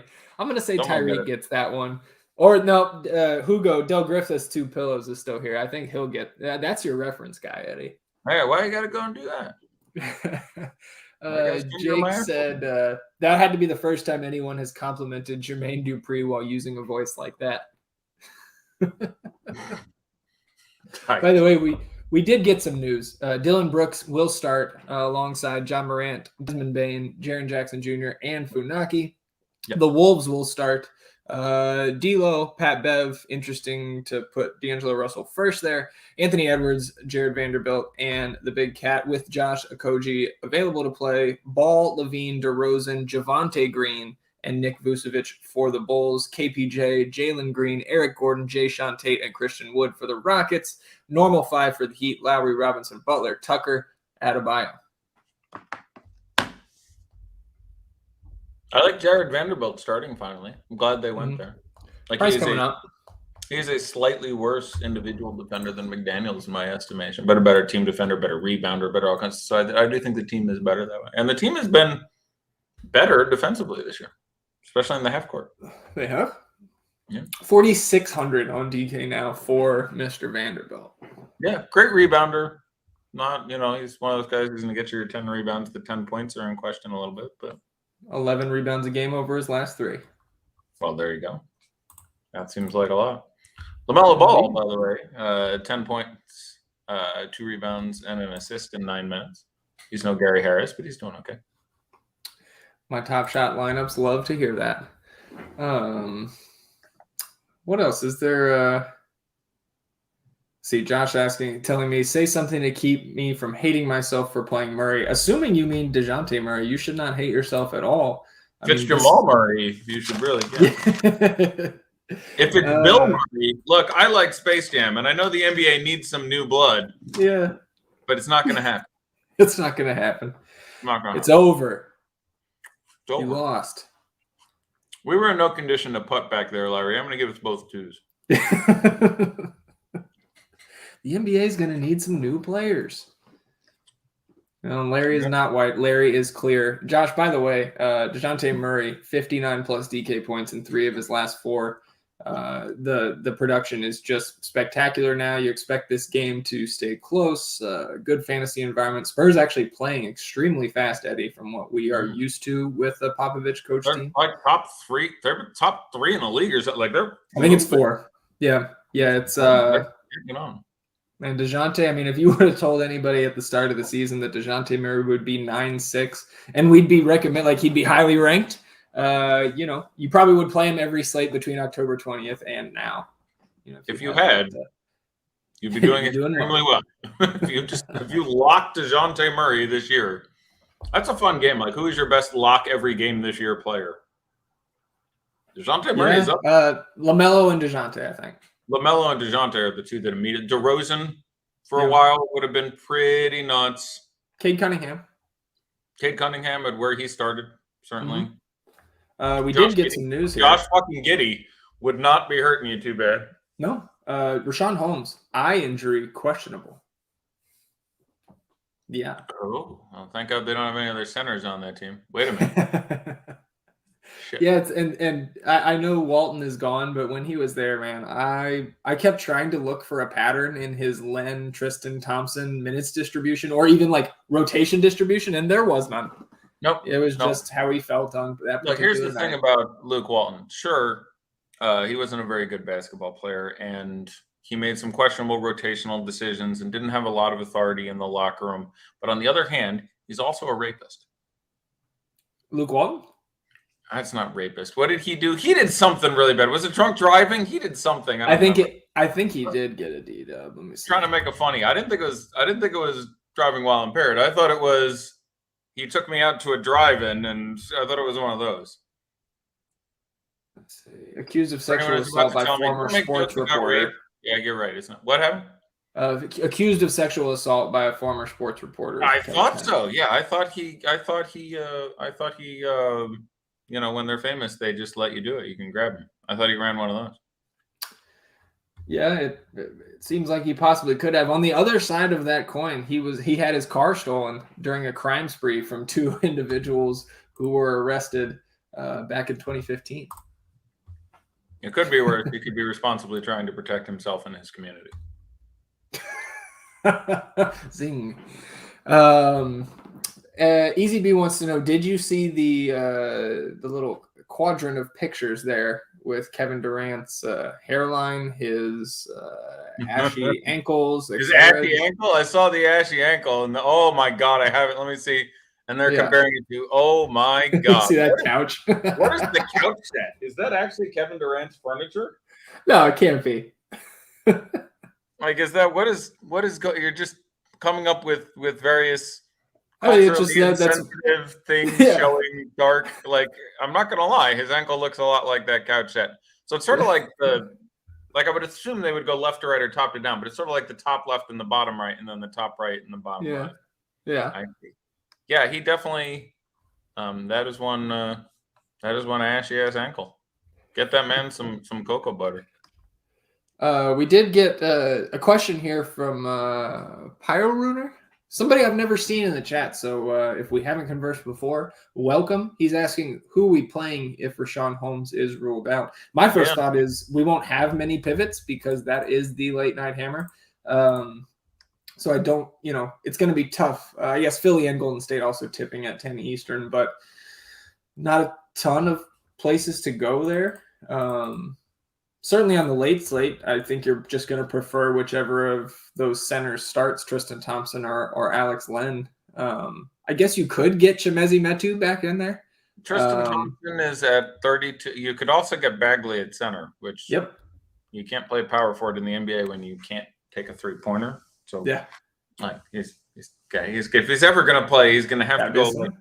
He's going to have to go full fucking Montrezl Harrell style. Like, you can try to be that guy. He can shoot a little bit, but it would be the starting center.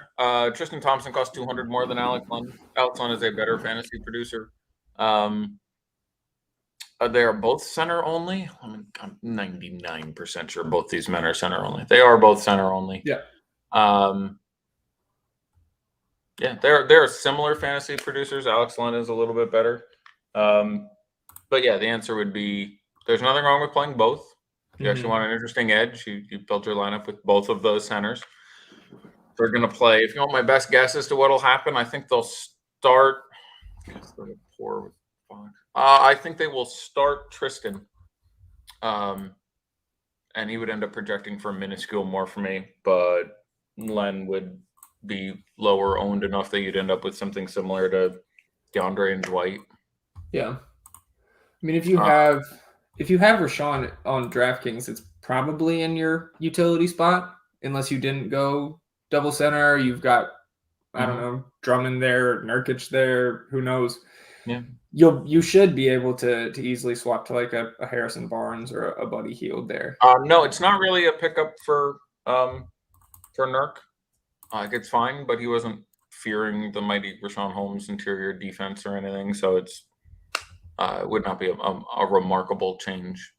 Oh no, I'm just saying if you had Holmes. No, not for you. Someone else sent me a message saying gotcha. Nurk, and I'm like, no, not particularly. Like, yes, that freaking pretty neutral.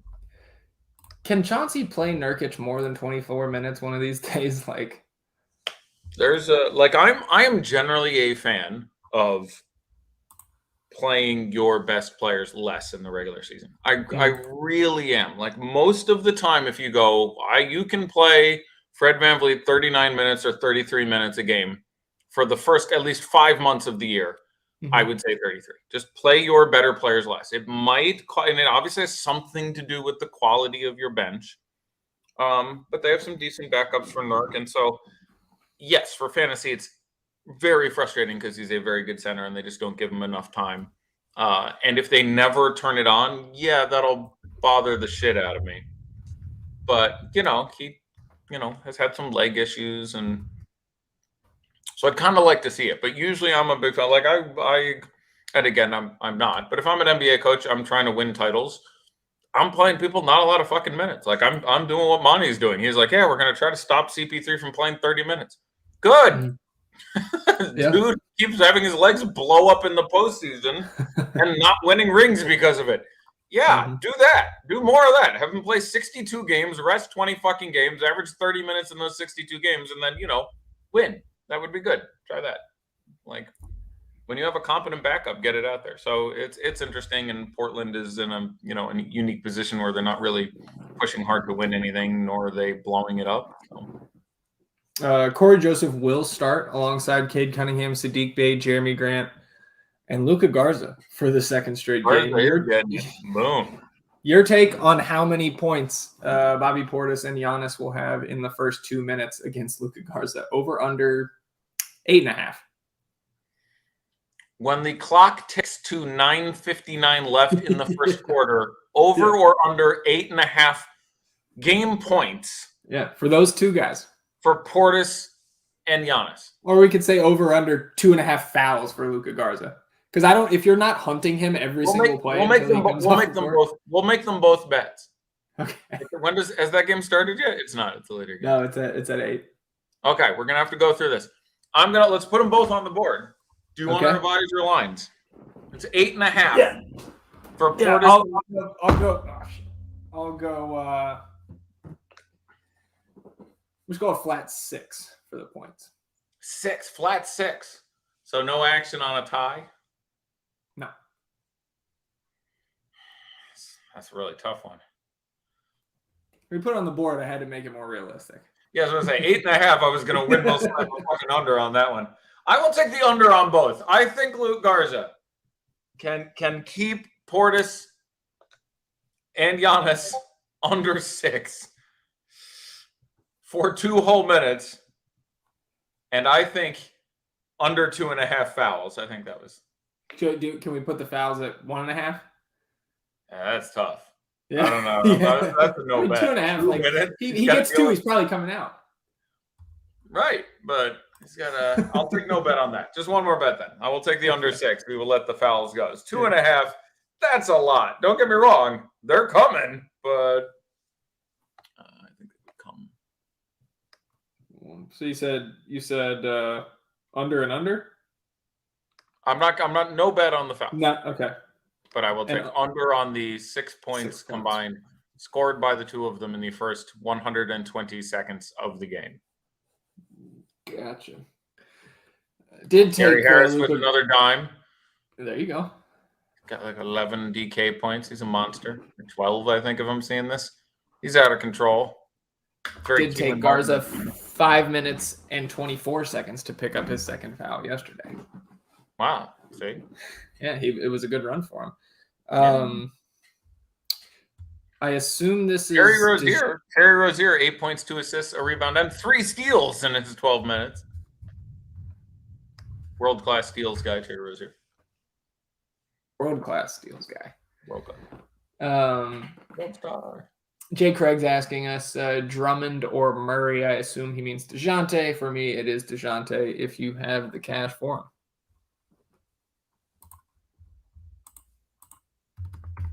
They are priced like $2K different, aren't they? Yeah, I'm checking FanDuel. Like, is he super drafting? Like, I'm trying to super draft. That make kind of sense. Yeah, maybe it's a super draft play, but you can't play them. I mean, Drummond only center, DeJounte only guard eligible. You feel my confusion. 3 fouls on Dwight. Ayton with 4 points, 4 rebounds, and a steal in 9 minutes. That's not particularly great. Not bad either, though. Yeah, that base. Yeah, he's doing things. Jared Allen, on the other hand, teach you to say Ayton's good against me. 14 points, 5 rebounds, and an assist in 9 minutes. 6-for-6 from the field. My goodness. Also, Devin Booker, 6-for-6 from the field. 2 of them doing like all the scoring. 40-40 in that game. So if you like that game, 39-39 in the Charlotte-Orlando game. So some close games. Exciting. Okay. Yeah, those games moving at a nice pace there.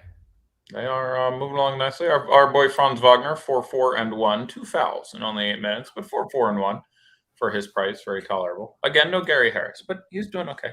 Suggs, 2-2-2 and a block in 11 minutes. That's fine. Dwight, 6-5-1 before he got his 3rd foul there in 8 minutes. DeAndre Jordan. No shot attempts, but 4 boards and a turnover in his 7 minutes. And the Nets and Celtics are underway.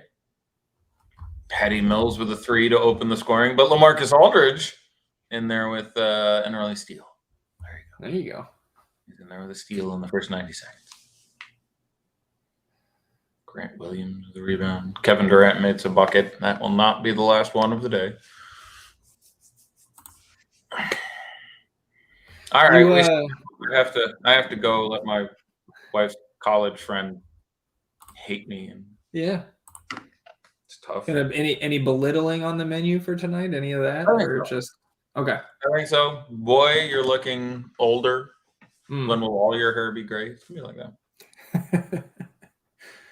Oh man. Well, it's that time of the year, right? The holidays. holiday cheer, and then some. I think I'm gonna be honest here. I think they were lovers, is what happened, and then I brought my wife, back to preferring men. I don't think she's ever forgiven me. That's my guess. I have no reason to believe this other than, they're both hot women, and it's just fun to think about. But I'm just going with it. Make sure. Can we get a clip of this, producer? By the way, just so I can send that. Yeah. A little bit to my wife. She enjoys my sass. I spent a lot of time working on my sass, keeping it in shape for a man of my years. Yeah. Last two things from the chat. Jay Craig said, on DK at utility between Drummond and Murray, if you have the cash, it's DeJounte Murray 10 times out of 10 for me. With, Drummond in that Golden State matchup. And then Beast chiming in and saying to both of us, thanks for staying on doing this like the old days. Makes it much easier to follow the flow of news. Have a great Thanksgiving. Same to you, Beast. We appreciate you sticking with us. And Eddie, it's been a minute since we got to go almost 2 hours together on one of these. So I'll do better.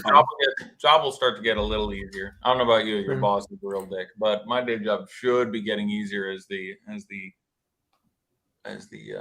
winter progresses.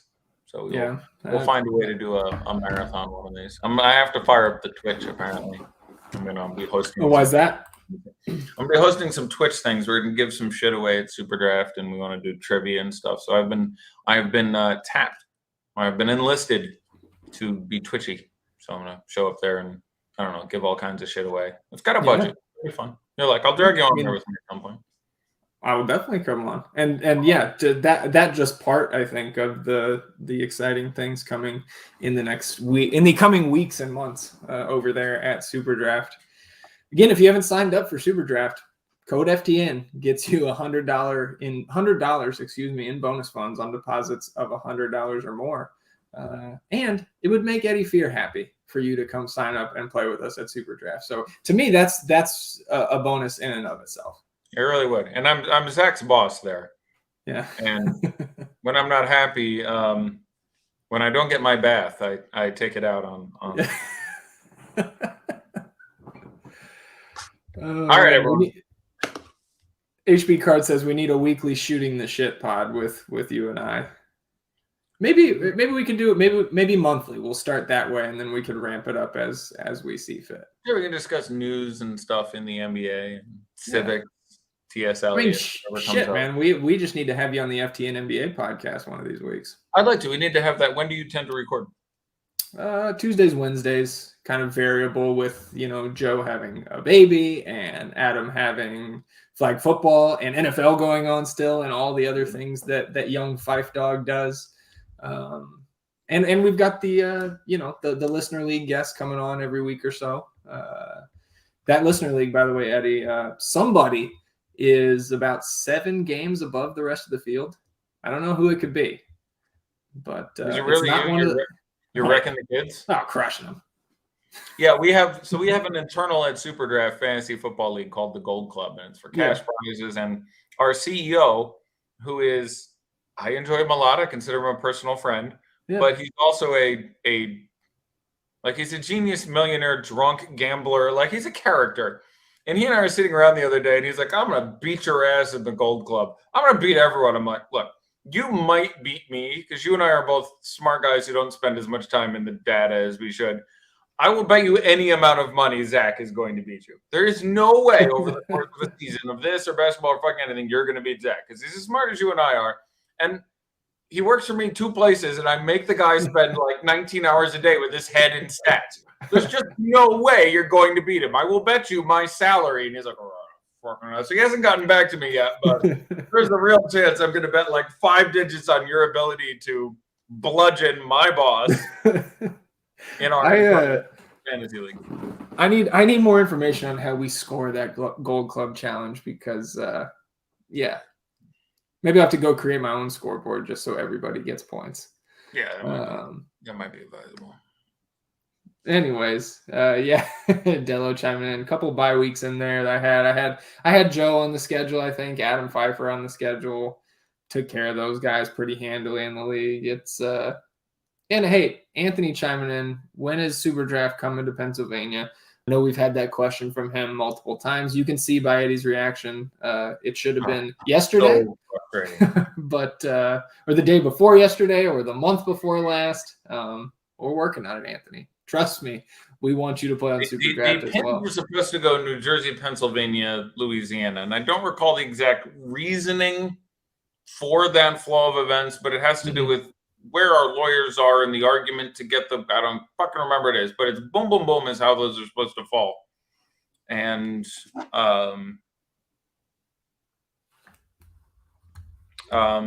sorry, the wife and the angry college roommate are, we're going to stay on 7 minutes at this point because there's like 5 games at 8 o'clock and they're going to be we'll make it to the lock there. I would want to. Kevin Durant made another bucket. I know you're surprised. Yeah. So let's do most important part of the evening. Gary Harris check. This is where I blow the whole thing up by checking too much. Yeah, he hasn't scored anything since I last checked. Bad Eddie. That's what I asked for. 14 minutes now in the same fantasy points, which is still like 12 fantasy points. Don't get me wrong. But at 3K, that's fine. Yeah, he's tolerable. I'm accepting it. The rest of the team, honestly, largely disappointing. For the most popular team. Wagner, like the starters have the 4 minutes left in the half, so we'll see. Wagner 4-4-1, Wendell Carter Jr. 5-3, Mo Bamba 5-5, Gary Harris 5-2-1-1, and Jalen Suggs 2-2-2. So Mo Wagner with 10 off the bench. The other Wagner, the other white meat, coming probably appropriate. Yeah, so that game a little bit disappointing right now. 4 minutes left in the first half of the Hornets and Magic, Eddie. No PJ Washington to be found. Has not entered the game. Not that we were playing him anyways, but, you expected him to touch the floor. Well, if you were being really cute and Mason Plumleeing or whatever. But he's, yeah, I guess. But, yeah, just Plumlee and Richards at this point. They want to give a lot of time to Bridges. Like they're the Hornets are what, 12-8, 12-7, 11-8, 11-8. Yeah, they're went on a little run recently. Yeah, like they're gonna make the playoffs. They're gonna make the play-in game, regardless. So, couple questions here, since we are refocusing for about 5 minutes here. Tyreek asking if we can rank relative to matchup the highest ceiling out of Beal, Levine, Fred VanVleet, those three. Beal, Levine, Fred VanVleet. The highest ceiling out of them is going to probably be Beal. I agree. It's going to be Beal or Levine. It won't be VanVleet for ceiling, I don't think, but I will tell you, I will go with my ceiling computation, which is different from everyone else's. But I think I'm going to have them Beal, Levine, VanVleet. Okay. My ceiling, which gives you the 20% likelihood, has I got it right. Beal, Levine, VanVleet. I have Beal's ceiling at 54, Levine's at 53.25, and VanVleet's at 47.5. Now, again, their prices are 9.3, 9 flat, and 7,800. So I think they're all very similar plays. I think Beal, just by lack of winning a lot of GPPs this year, ends up being the lowest owned of those three pretty significantly. Anthony Simons is questionable. That's interesting. Illness. Here's Gary Trent Jr. when you need him. I traded him. Another question here from Kruggers, who I will see on the podcast here in about a half hour. If Tobias is out, would you Drummond, Maxey, or CJ McCollum? I think the answer for me is Maxey. I want the 40 minutes. He's been playing so. Another guy, by the way, who if you played every day this year, who again, obviously, like when everyone was healthy wasn't anything, but yeah, like the guy I was looking at that of like top players in the NBA this year independently created effective field goals. So like one-on-one effective field goal or effective field goals in ISO, and it was like Steph. Whatever, Maxey. Like he was fourth. I was like, okay. It was literally like Steph, Harden, someone Maxey, someone Donovan Mitchell. I'm two in the middle there, but it's like, yeah, it's a pretty good ISO game. Like, I can't imagine he keeps it up at that level, but Maxey 51, 39, 89 from the field so far in 18 games. Yeah, that's incredible. Yeah, it's pretty good. What is he again? 51, 39, 89. Oh, he fell out of the 50, 40, 90 club. He was in did. it for a while. He dropped a percentage under both of them.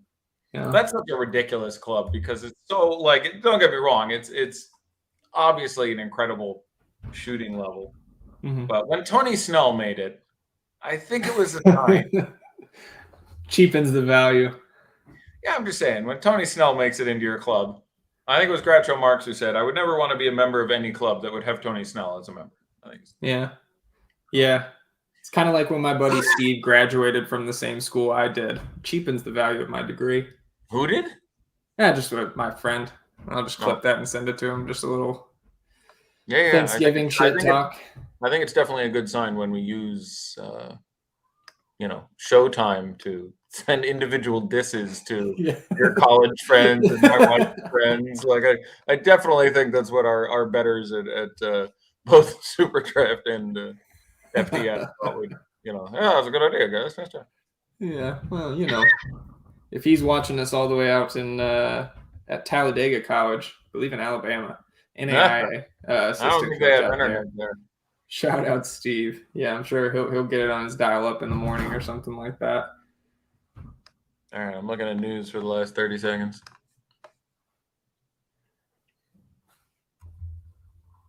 Nothing in the chat. Any word on Brooks? He's in. I saw Easy's on top of that. Whoops. Booker 7 for 7. Can you by any chance hear the two boys above me wrestling? Yes. I can occasionally hear your roommates, neighbors, or the young men you have trapped in your attic for other reasons. That's the one. Yeah. The gimp's sleeping. Get him up. Michael Mulder closing over Gary Harris in the first half. No. Just how it goes. I completely Keelan Martin to myself. Oh, Gary Harris enters the game for Michael Mulder. Let's go, Gary. There we go, Jamal. We appreciate that, Jamal. And they're really getting after it up there. Also, Frankie the dog. I hear him bounding around, too. I miss Boban. Boban is in the kennel. Very sad. Probably having a blast, though. One would hope. I don't know. I think they does he get along with, you go to the dog park or something? Does he get along with everybody or? Yeah. He's friendship towards all and malice towards none. Boban is much like his namesake. Just the most splendid of creatures with nothing but love for everyone. Let's see. I'm gonna just run through. Yeah, do a little ownership highlight and then we'll get out of here. Let's see if it's loaded up yet.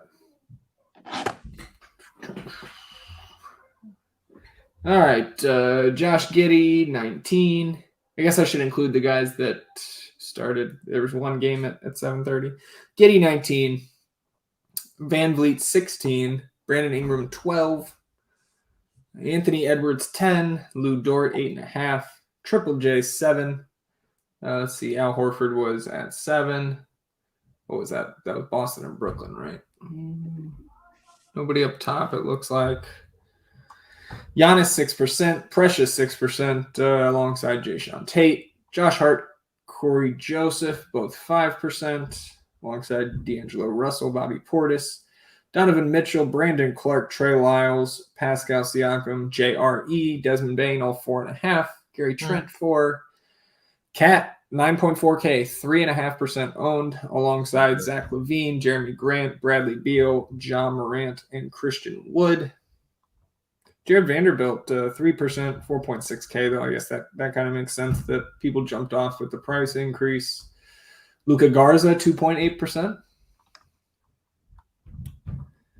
Cade Cunningham, 2.3. J-Val, 2.5. That's about enough. J-Val 2.5 lower than I thought.